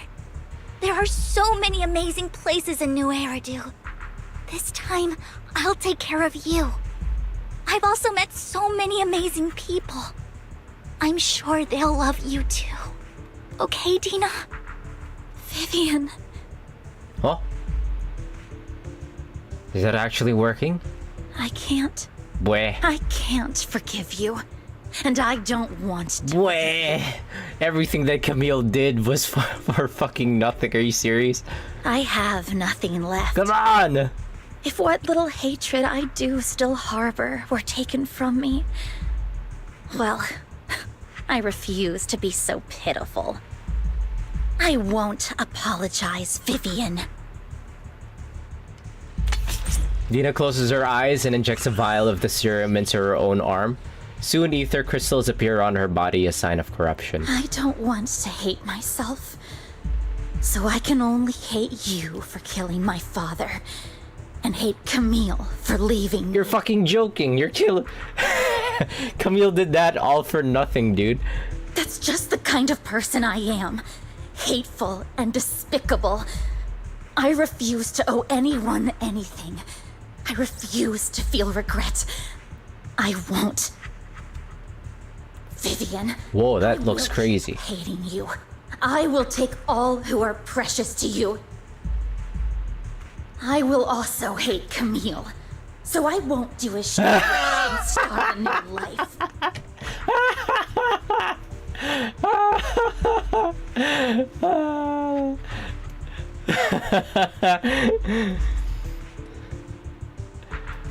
This girl is Dina, the uncorrected. I will remember you.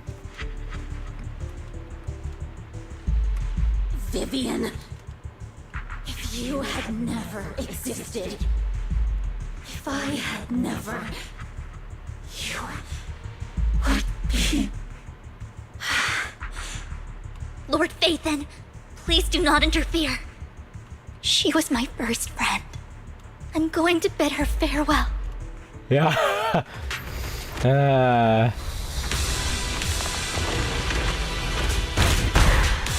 What the hell? Oh, I kind of wish she... It's not what Dina looked like in that cutscene. Soon, the pain will be over. Dina was looking like... Don't come any closer! A collapsed radiation, like... creature. Straight out of, like, Girls Front Line.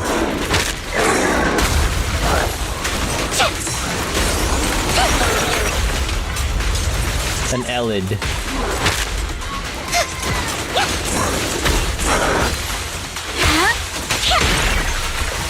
Can I get some backup? Can't be just Vivian. Vivian did say that she wants to handle this. Vivian's like, let me solo her. Ow.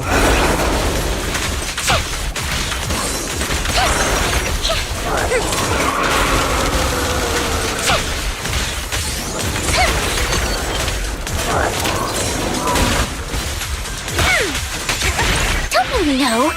Get my dress dirty and you'll pay. Whoops.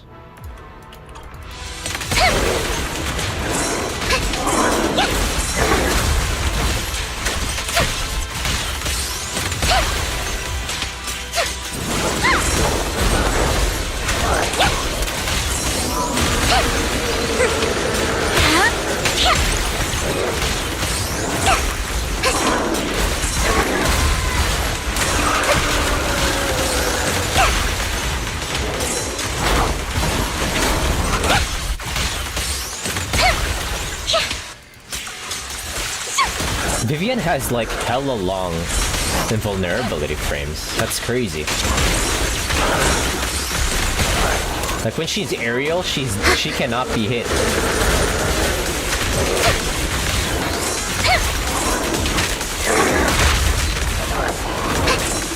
I'm still getting hit though, but that's just skill issue.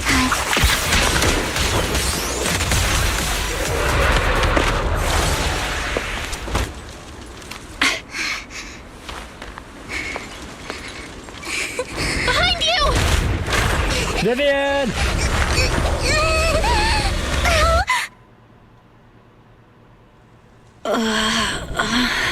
What happened?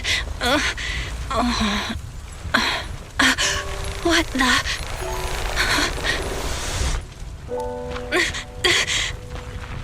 Vivian! Belle, don't come near me. This is my own choice.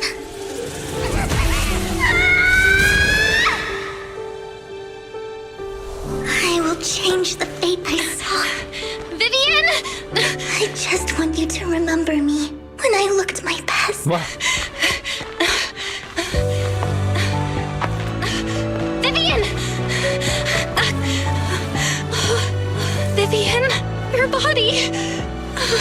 I'm sorry you had to see me like this, but I don't want to be the one that only brings misfortune anymore. No, please. No. It's so warm. No, Vivian! It's beautiful. Where the fuck is Hugo and Lycon during all this? During all this, dude?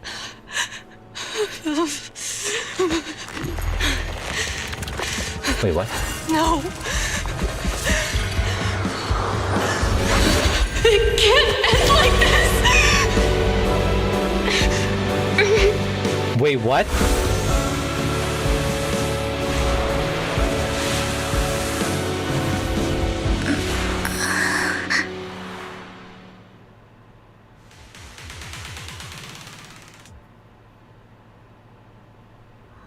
Wait, what? That was the power of the eye? It feels as if you had a long dream where you saw your teacher again with her familiar smile, but soon the environment and your teacher both dissolve in the water. Like behind a misty curtain, blurring, then vanishing. Belle, you're scaring me.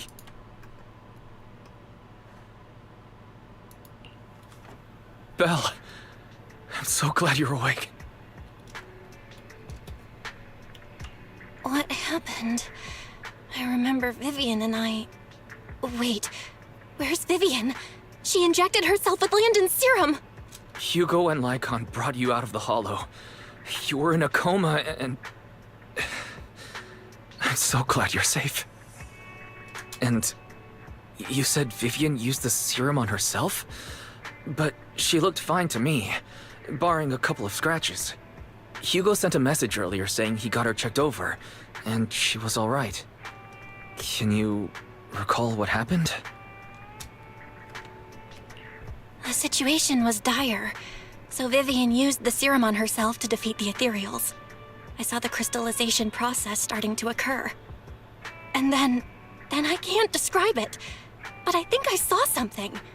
At the time, all I was thinking about was wanting to remove the crystals from Vivian. I don't even know what I did. But then I passed out, I guess. What happened after that? When I led Hugo and Lycon there, it was just you and Vivian lying on the ground. We didn't see anything else. Never mind that for now. Belle, do you feel any discomfort?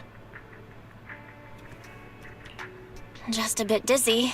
What the hell kind of powers do the siblings got? They can reverse ethereal corruption completely. For tonight, just get some rest. Hugo and Vivian said they'll come over tomorrow, so we'll discuss everything then. Roge. Okay. Good night then. This time, there are no strange sounds or sights in your dream, and you sleep peacefully throughout the night. After you wake, Vivian, Hugo, and Lycon arrive at the video store. Lord Phaethon! How are you feeling? No headaches? Leg pains? Heart palpitations? Loss of appetite? Vivian? I was just so worried. Sorry. Anyway, Lord Phaethon, I'm so glad you're okay. What happened this time was all my fault. You only became an ethereal to defeat Dina. If it weren't for you, neither of us would have made it out alive.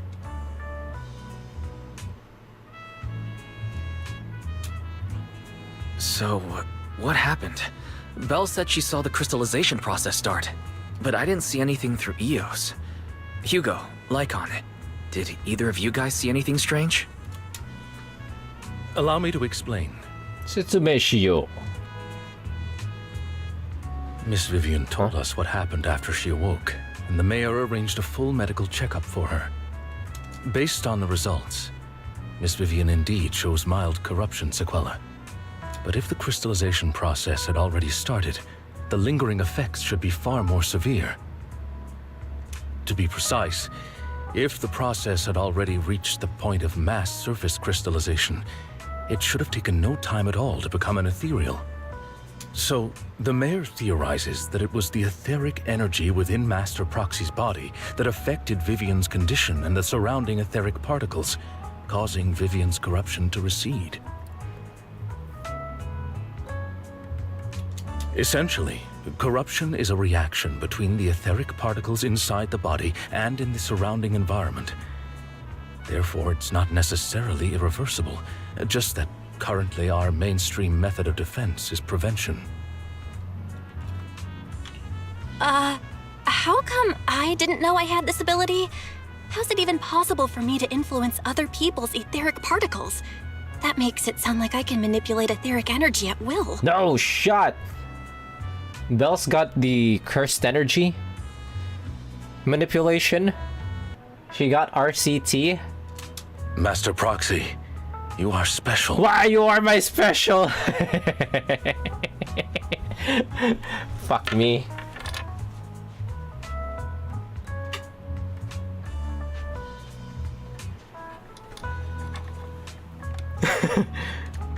This is a gift your teacher left you.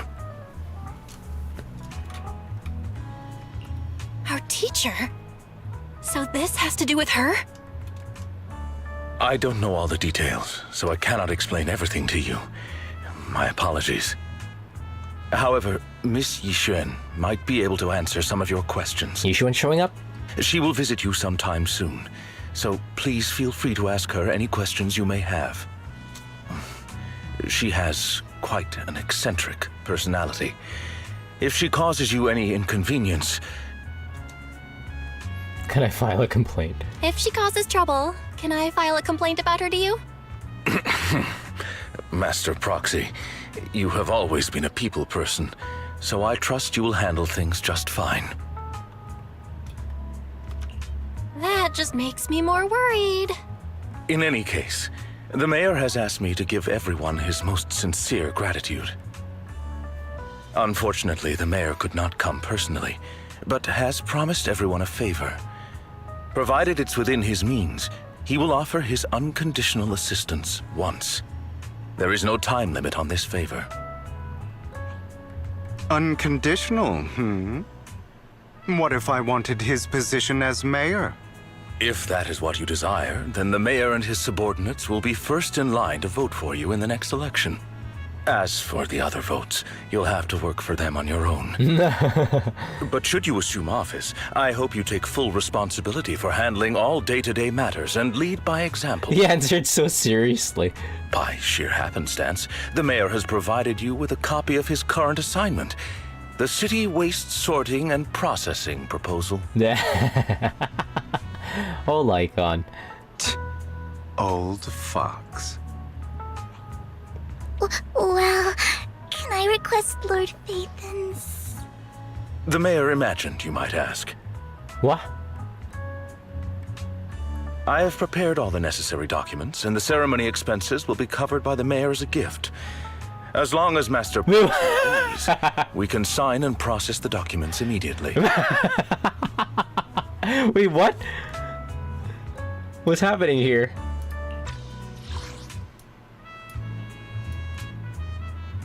The mayor's sending us off to get married. Wait, what?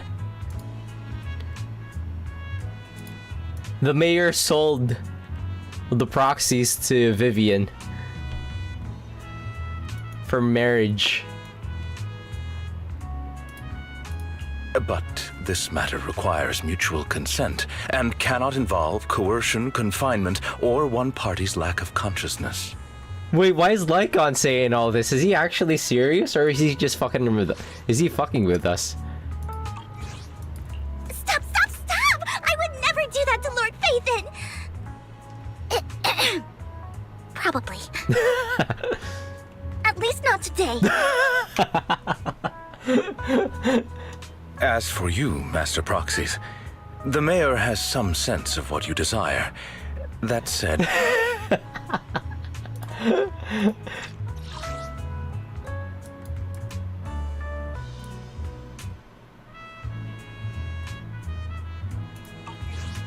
He hopes you might speak with Miss Yixuan first before you decide the timing of that favor. Hugo and Lycon are still bickering, and Vivian sits to one side, eager and anticipatory. As always, you can smell the aroma of noodles from the neighboring noodle shop and hear snippets of Alfie's music from her store. Thank goodness time goes on, but there will always be friends by your side. After eating, Hugo, Lycon, and Vivian take their leave. That's nice to see that Hugo and Lycon are getting along now. Why says, Belle, are you feeling alright? Why says, Lycon said you could control ether particles and it was a gift from our teacher. I keep thinking about it. And that Miss Yixuan, we should investigate her. But let's not talk about that for now. You've only just started to feel better, so you should get some rest. I'll be there with you, whatever happens in the future. Okay. Thank you, Oni-chan. Wait, what the hell's happening to eat? Okay. That's not a Yos, that's 06.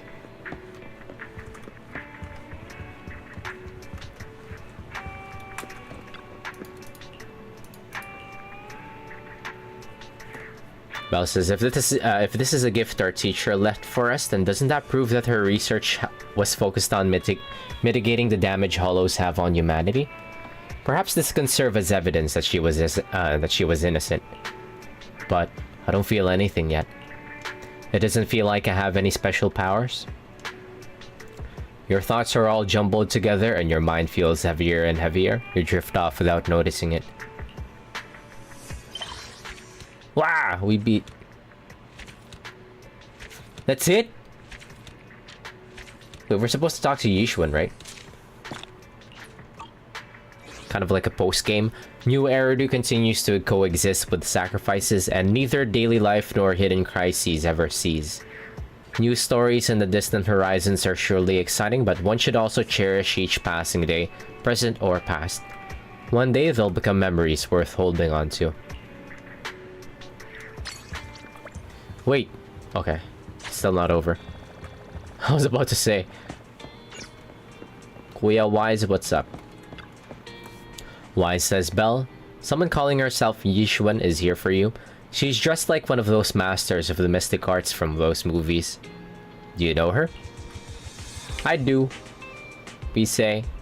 Belle says, I do. She saved Vivian and I when we encountered some ethereals before. Wise, do you remember what the mayor said before? That he'd bring in a Void Hunter rank special investigator to help us adjust to our ether aptitude? Yishuan is that investigator. Wise says, I see. No wonder she has such a unique presence.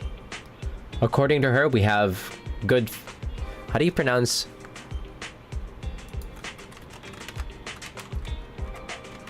I completely forgot. Feng Shui.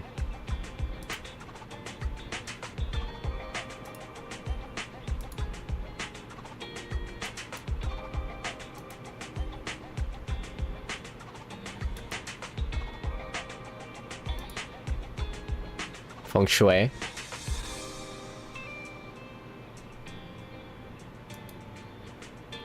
Anyway, since 6th Street is geomantically blessed and a good place to live too, that makes sense.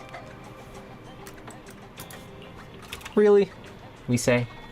Well, I says, yeah, she looks so serious. It didn't sound like just empty flattery.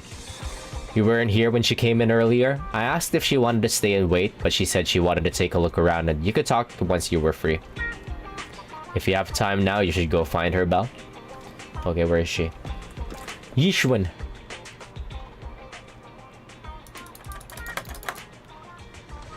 What time is it? Still pretty early. Okay. We finished in time. Finished the whole patch in time. Perfect. I could start Expedition 33 tomorrow. No problem. There she is!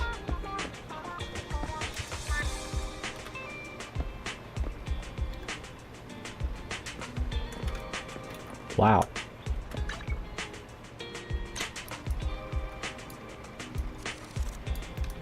Wow.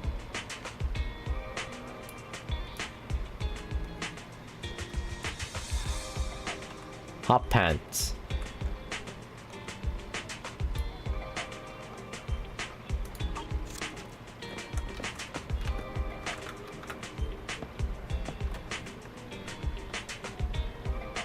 That's crazy.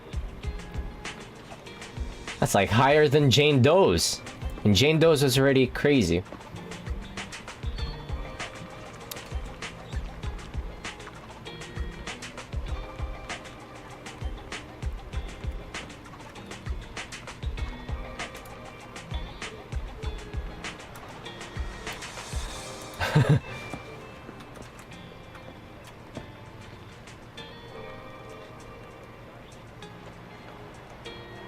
She's just like ass cheeks out on a Wednesday afternoon. How did the meme go again? Double cheeked up on a Thursday afternoon.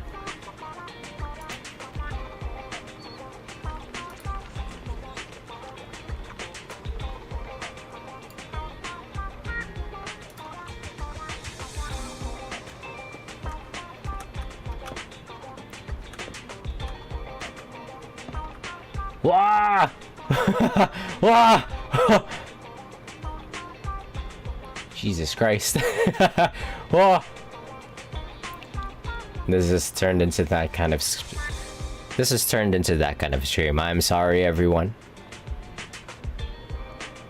Jesus Christ, dude.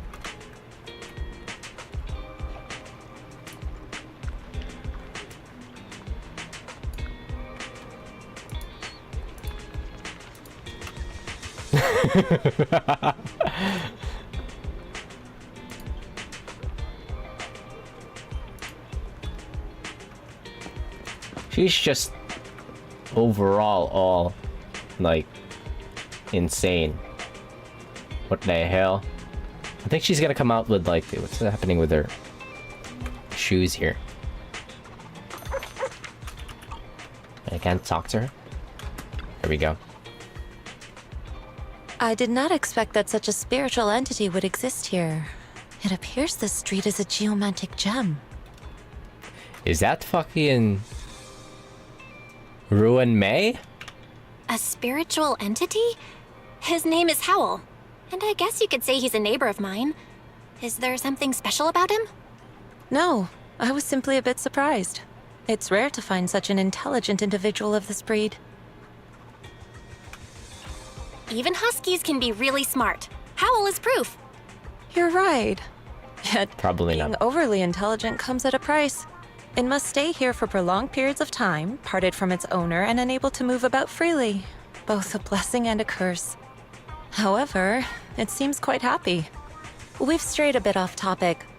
Since you're back, let's discuss our partnership. Yishuan gently pets Howl's head, stuffs a few dennies into his money pouch, and then you return to the video store.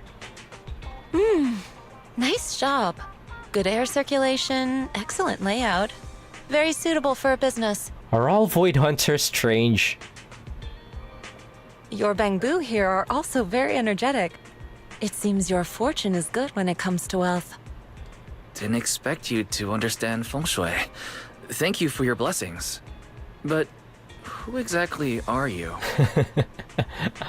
all of the Void Hunters so far seems to have some kind of like, seems to be some form of special in more ways than one. I suppose this is our first official meeting since parting ways in the Hollow. Now that both of you are present, allow me to reintroduce myself. My name is Yishuan, a mystic from Yunquay Summit. Wait, mystic? Like those people in movies who can tell your fortune and go around blessing people? This is my first time meeting one in real life. But what's Yunquay Summit? Just an ordinary sect of the mystic arts. Our disciples travel all across New Eridu and sometimes collaborate with authorities. Currently, I'm affiliated with the Hollow Investigative Association. Right now, however, I'm here to discuss a partnership in the name of the Mayflowers. So, what sort of partnership are we talking about? I have reviewed the documents provided by the Mayflowers. You previously underwent an implant surgery. After recent adjustments, abnormalities occurred.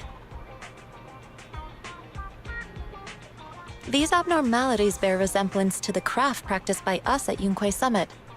Oh, okay. If you are willing, I can teach you how to better control your abilities. To better control my abilities? It sounds great, but there's no such thing as a free lunch. Since you're willing to teach us your craft, Shifu, you must want something in return, right? That's right. Mayflower will have you join me for some investigations. Looking at my divination results, this will be a complicated and very likely dangerous matter. He's still going over the details, but should have more information for you soon. You can wait until then to decide. God, she's just shaped like that. Kind of like Vivian. Insane build.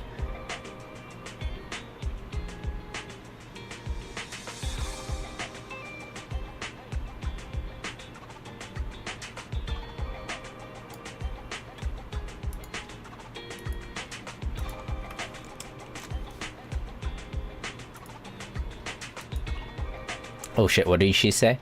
Fuck me.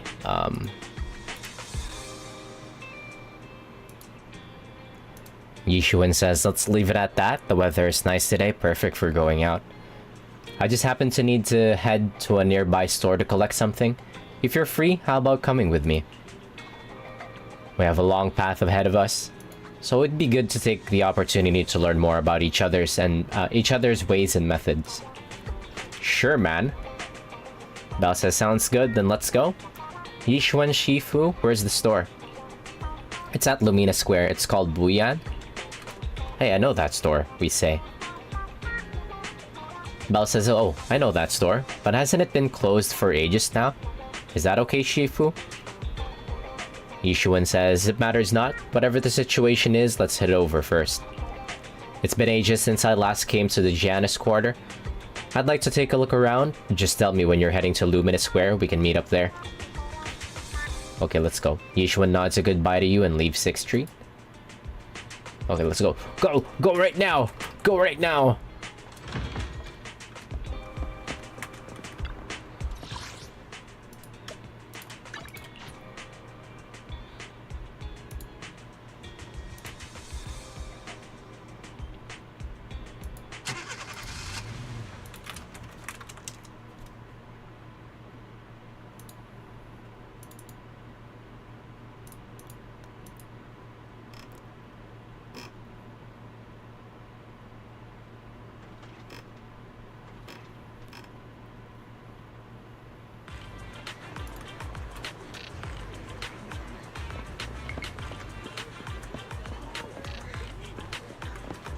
She has such a ridiculous build.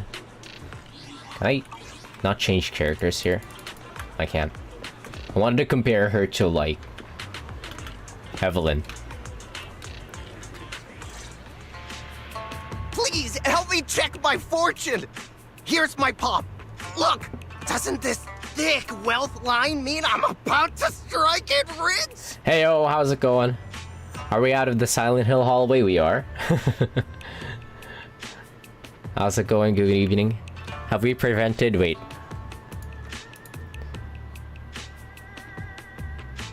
No spoilers.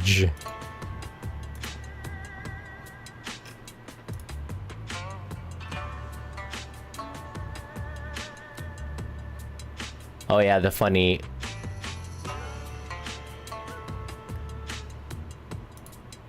Yeah, we prevented a bomb. Crazy shit happening in that school. The funny school arc. Yeah, you know that some of these dead ends are gonna be goofy. I know, yeah. And there's a bunch more. Not just, But they do get pretty funny with it, so, like, I can't.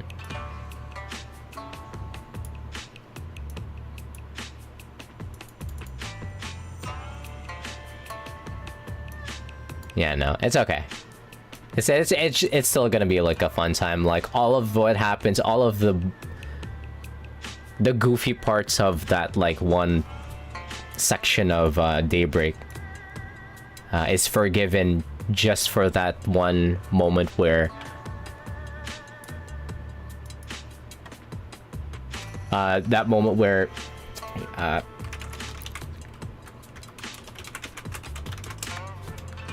one sec.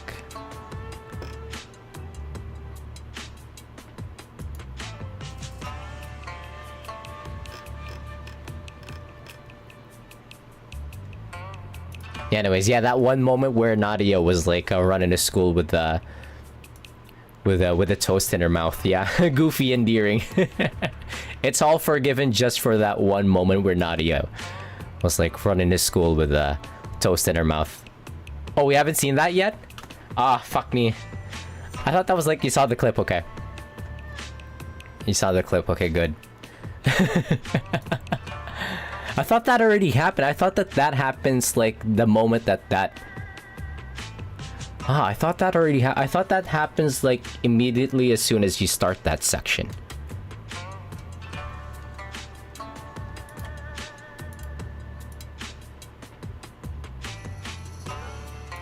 I don't remember this sequence. Is it after this night section? Okay. Yeah, wake up and go back to school in that one really funny, like... like, as long as it has Nadia and Swin, I can forgive whatever goofy writing that they do for whatever section, as long as they have my favorites in that one section. Just put them in a situation, I'll be entertained. They're my jingling keys.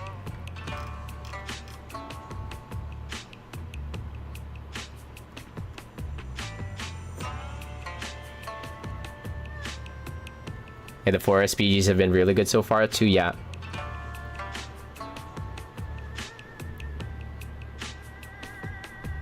Alright, let me keep going here. I've looked it over, and your fortune is decent. Huh? You barely looked at it, and you're already done? She does not care. You have good fortune. What? You don't believe me? I do. Thank you so much. Next, it's my turn. Hey, wait, hey, quit cutting in line. So, this is where you were. Who are all these people? You're here, Belle? I decided to take a break. I didn't expect so many people to come seeking my divination services. Don't worry, I need no more than a simple spell to solve this matter. Facing the crowd, Yishuan remains calm and composed and says, Fortune-telling services is 10,000 dennies per session. In an instant, the people standing in line all flee in fear, scattering in all directions. All gone? Good. It seems the Banish Wealth and Desire spell is still effective. Banish wealth and desire? That's a spell? This isn't the kind of craft you said you were going to teach us, is it? Our video store has a business license, and we'd get complaints if we charged unfair rates. Of course not. This is just a trick to deal with trouble. I'll take my time showing you the true craft of Yunquai Summit. For now, let's find that shop. It's looking like every single Void Hunter so far are gonna be like some form of strange. Loop says, Shifu, please wait, Shifu. So many people wanted you to tell their fortunes. You must be a divine immortal of legend. Great, I finally get to meet an immortal in the flesh. Please, I need your help. Yishuan says, I am no immortal, just a normal mystic. However, it appears you're in quite a pickle. Loop says, it bumped its head when it was produced, and I don't know what parts got damaged, but sometimes it gets all dazed and really slow to respond. Also, it can't connect to the internet and can't receive messages, so it isn't caught up on anything and ends up looking even more silly. Other Bangbu keeps mocking it, and it's got a short temper, so it's always fighting other Bangbu. How about taking it to a repair shop? We say. Loop says no, it's afraid it can't be repaired and will get scrapped, so it refuses to go for repairs. But it likes watching those movies with immortals who catch demons, so it wants to learn mystic arts. If you try and convince it, it might agree to be repaired. Yishuan says, so you wish to use the mystic arts as a cover to convince it to get repairs? It shouldn't be difficult. Belle, do you know any place nearby that does repairs? We can do the repairs ourselves. Belle says there's no need for that. I can check it over first. If there's no major hardware issues, I can do some debugging and adjustments. Yishuan says, very well. Loop says, really? Great, amazing. You two are amazing. My friend is not far from here. Please, go and check it out. Okay, that cutscene out of the way. Where'd you go?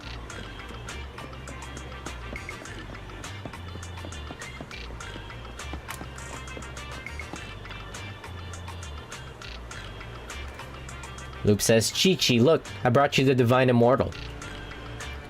Chi-Chi says, really? A real immortal? Loop says, yup, really. You're really amazing. I just saw this Shifu say a spell and disperse a whole crowd of people. Loop says she even said she'll train you in the mystic arts. Chi-Chi says, really? I've been waiting for this day for so long. Yishuan says, yes, however, in order to walk the path of a mystic, you must have an innate talent for it. Please allow your senior sister on the path of mysticism to check you over. Big sister? Big sister Yishuan. Chi-Chi says, wow, great. Now I can be like those movie protagonists. Learning awesome mystic arts, gaining divine power overnight, and then taking revenge on those bullies. A dongle for a dongle, a widget for a widget. Everything they did to me in the past, I, Chi-Chi, will make them pay for it tenfold. Alright, let's check the Bangbu parts. Bella says, calm down now, let me check your parts first. Chi-Chi says, okay, please. You carefully check Bamboo Chi-Chi's parts. Its network module is a little bashed up, but the damage is minor. You fix it. No puzzle here. Oh, there is a puzzle.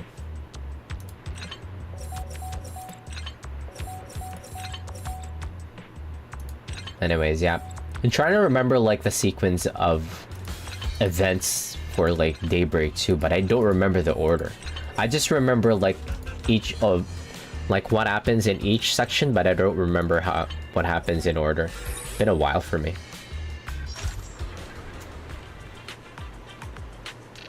Honestly though, it's a pretty divisive game. I think we've discussed it before. It's a pretty divisive game in terms of like what people think about it, but like honestly I had fun with it. I'm kind of like, we are kind of like, since we're both fans of like Yakuza and Trails, we're kind of just like, just give me more Yakuza, just give me more Trails. I'll have a good time with it. Type of like, yeah, it takes a lot for me to be a hater. Yeah, like we can say that something is bad. We can't admit when something is bad, but it takes a lot for us to be like pure haters of something.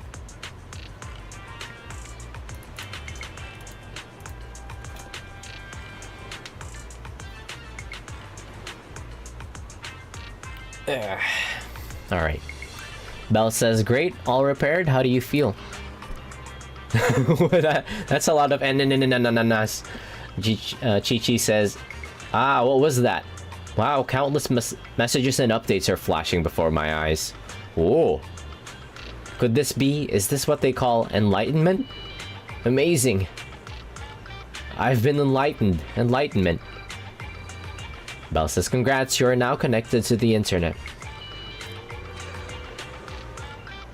Chi-Chi says, thank you. Thank you. Please be my mentor, my official Shifu. Yishuan says, it's a bit too early for that. You have natural talent, but you must hone your state of mind. Once you've matured a little more, you may come seek my mentorship. I do not know much of Bamboo affairs, but I can teach you an incantation, the spell of calming.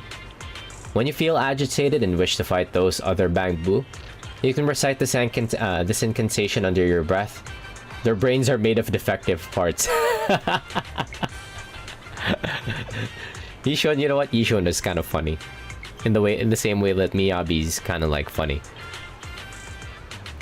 Yishuan says, thus you can avoid conflict and disaster.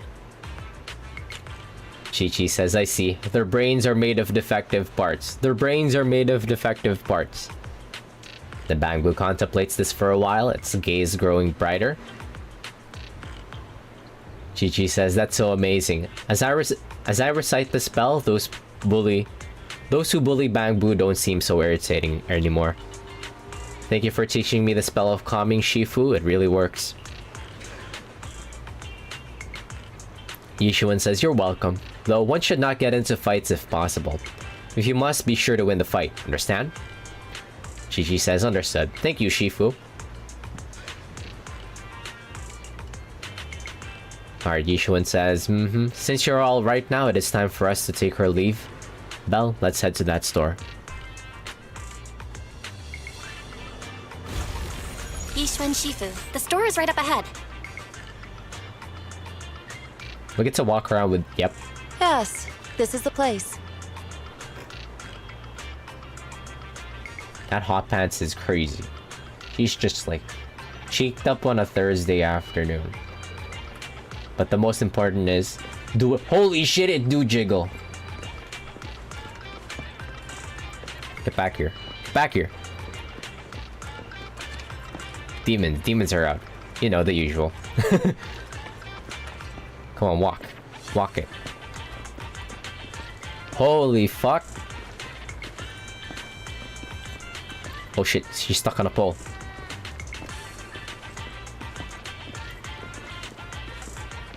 Oh my lord. This is like the Jane Doe situation again. Stop running. Ah, stop running.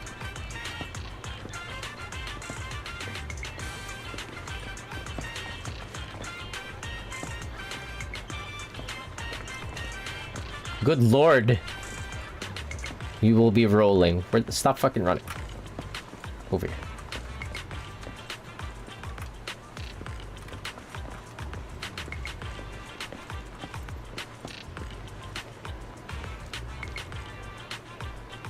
Ridiculous. Love the little bird on her shoulder, though. Shadow bird?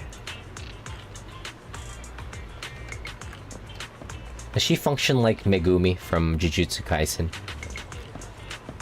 The 10 shadows. Good lord, dude.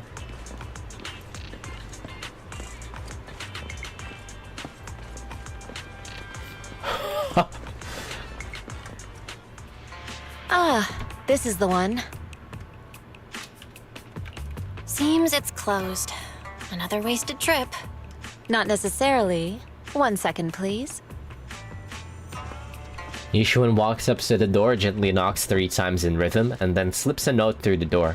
A moment later, someone cuffs and cracks open the door, passing something to Yishuan. Huh? Is there someone inside? Relax. The boss prefers to do business with people they know. They like their peace and quiet, so they rarely open for customers. Peace and quiet mentioned. I'm an old acquaintance and just wanted to retrieve something. What a strange private business. Shifu, what exactly are you retrieving? Just some things needed for our future investigations. You'll know in time. Really? Shifu, I feel like you're always so mysterious. Rest assured, I'm not hiding anything from you. It's simply because the correct time has not yet arrived, so there is no need to rush. Since we've already obtained what we came for, let's part ways here. There will be plenty of time in the future. We will certainly meet again. This is the game's way of saying to look forward to 2.0. Is that it? Talk to Wise, okay. I assume he's, yeah, back home. No, we lost Yushuan. No more demon mode. I guess this should be like the end. Wise says, Belle, you're back. Did everything go well? It went well, we say. Oh, Belle actually has some dialogue. Belle says it went well. It's just that Yishuan Shifu deals with things in a rather unique way. Maybe that's just how a mystic does things. She seems like a quack mystic. By the way that she operates. Wise says, I see. Do you think what Yishuan Shifu claimed is real? Learning mystic arts and whatnot, it sounds like it came straight out of a movie.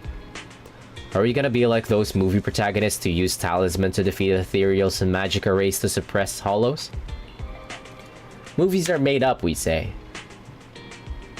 Belle says it definitely won't be as exaggerated as a movie, but I don't think Yishuan Shifu is lying. She really did display mystical powers back in the hollow. Wise says, I see. Well, I trust your judgment.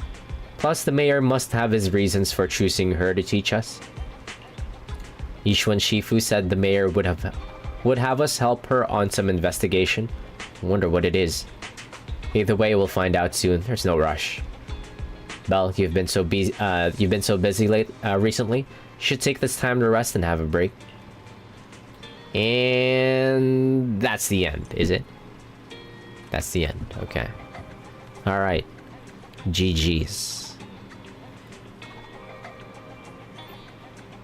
Yeah, 1.7 is kind of goofy. Just the resolution of it with like that one, the epilogue of it with like that felt like an agent story.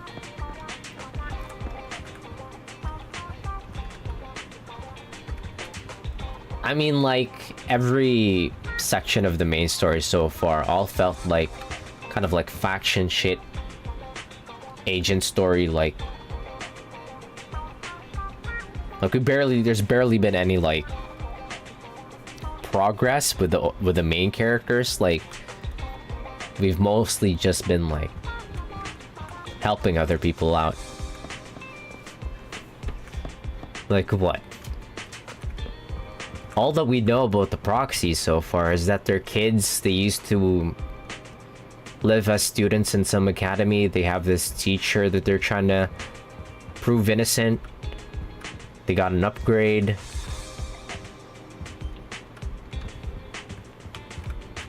you could somehow reverse corruption. We found out through this patch. It's just all over the place. It's just all over the place. I don't... Yeah, 1.7 is, I think, pretty goofy. Like, Dina. The antagonist for Vivian was kind of on the weak side.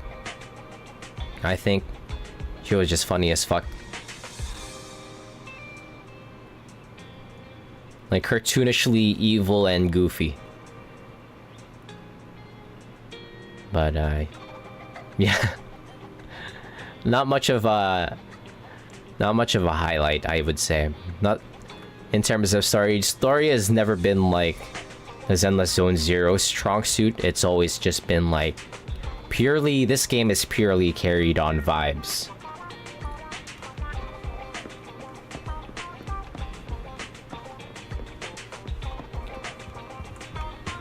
Like narratively, there isn't much to grasp on.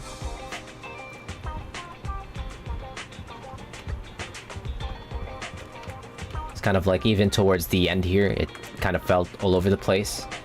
And it's probably really strange for somebody like who started the game recently and they're running it down. They'd probably find it strange with like how Fairy and Eos all of a sudden just suddenly got sidelined. Someone who seemed to be like Fairy and Eos seemed to be like they were gonna be central. Would have like some central I don't know about Eos, but Fairy at least would have like more and would be more involved, would be a more central figure in the story. It feels like what's happening with Zenless Zone Zero is as these updates are happening, the rewrites are happening as well at the same time, and they're just like rolling along with it. So it kind of like just looks awkward, I would say. It just like doesn't feel like there's much structure or organization in its story. So yeah, it's just about alright. Yeah, it's just putting down the tracks as this train is moving. Yeah, exactly. That's the perfect like the perfect way to explain how things are things are going in like Zenless Zone Zero. I don't know. It's pretty strange. Yeah, the story is just never has been its strong suit. It's just been carried by vibes and like fun gameplay pretty much. And like the characters individually, they're really good, I would say. Like the agent story like is also one of their stronger suit, but as like overall cohesion, it's kind of just like short stories after one another, just like this weird combination. Yeah, I don't know how to explain it like perfectly, but like it's just like one short story after another, focusing on like one faction, one character. But like I could at least say that like some of the agent story, they're really good at like telling the agent stories. Like the best one out of the entire game, I would say, is like Evelyn and Astra's. That was peak. Evelyn and Astra's was peak. Which has like overall cohesion of the story it feels very awkward. But oh well. At least they have that going for them. Like really, as long as you have like fun gameplay, beautiful characters, that can make us go demon mode, fun gameplay,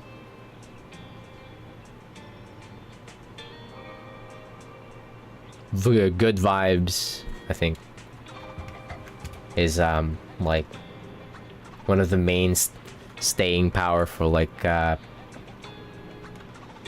for the players.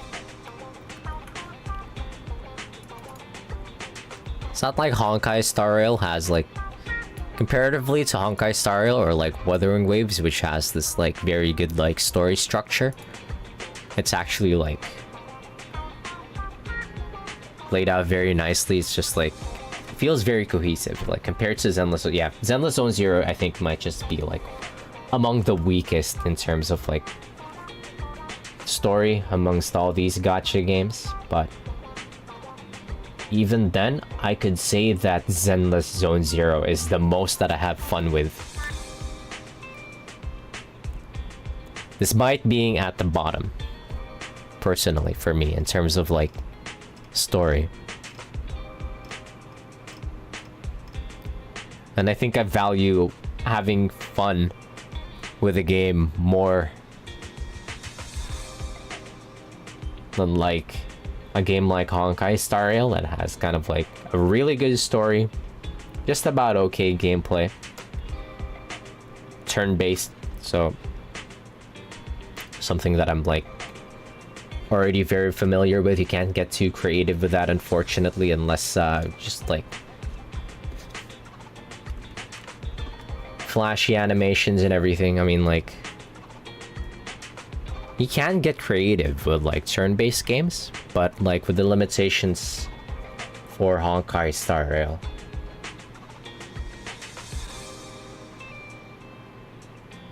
Yeah, it's a very limited like gameplay for Honkai Star Rail compared to like more modern RPGs. Oh yeah, we see all the hype behind Clear Obscure. Saw all of them. It's just, everybody's raving about it. I'm very excited. Wait, what time is it? Drops on the 24th. Is it up already? Yeah, I'm super excited to jump into it. Everybody's,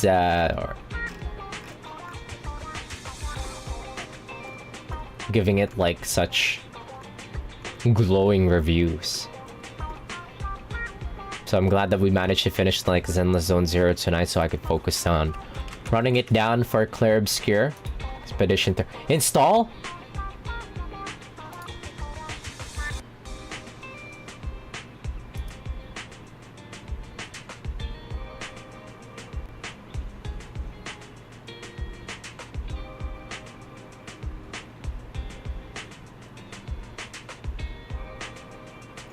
Oh fuck, it's out on the dot. On the 24th. What time did it come out? Officially. Holy shit, it's actually out now. Alright, well, tomorrow we'll be hopping on. I wasn't going to the gym anyway. Tomorrow, because I have to be in the office on Friday. So I might take tomorrow as a rest day and start Expedition 33 as soon as I'm done with work. Oh baby, it's out. Unfortunately, it is very late now. Might do that one off stream. I'm doing it on stream, so I'll be running it down. Ooh baby. Yeah, there was like somebody saying like Ben Starr is like singing for one of the original soundtracks for Expedition 33. And they were saying that he was off his rockers. He was drunk when they were getting the recording for they were getting the recording for Ben Starr singing for that like soundtrack. So it's I can't wait to find out which one it is.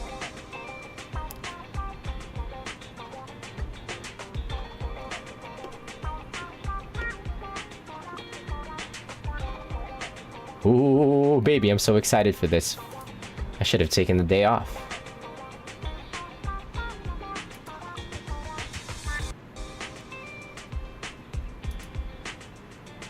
Actually, no, we're kind of short-staffed right now. I gotta hold the fort for like the next 3 weeks at least.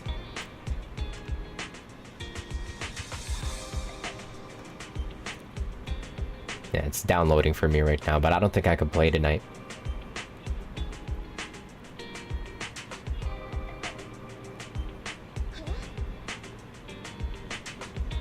How long is the game?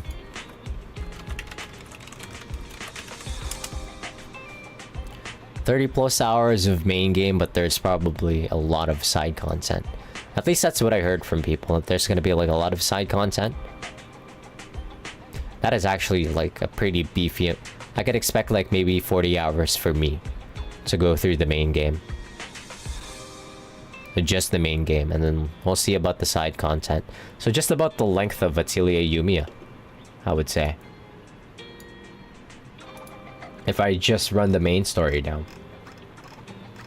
How long did it take me to go through Yumiya? 10 sessions.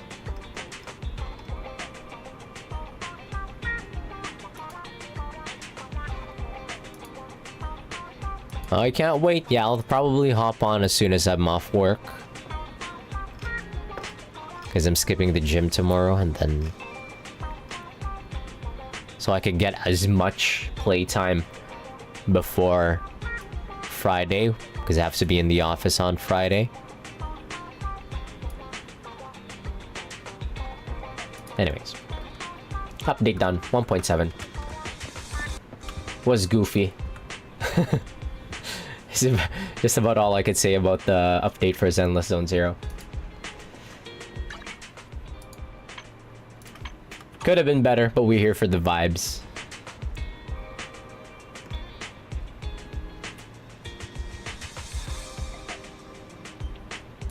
Not good, but neither was it bad, because there were some really good parts, like Lycon's little section, and also Vivian. So even then, even if it had its odds part, even if it did have its odd parts, I could still say that it was pretty much that I had fun with it.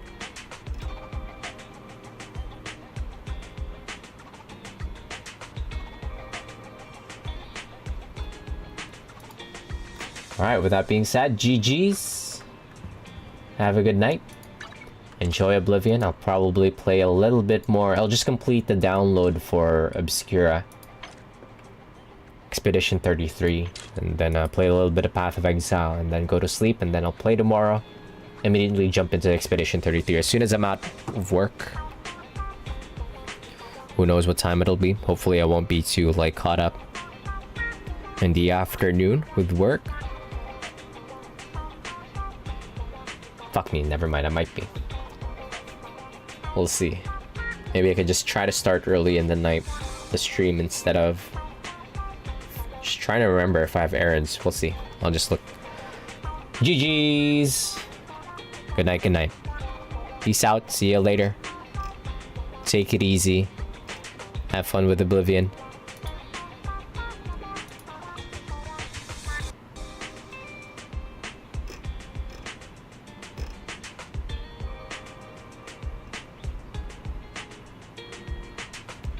Peace, peace.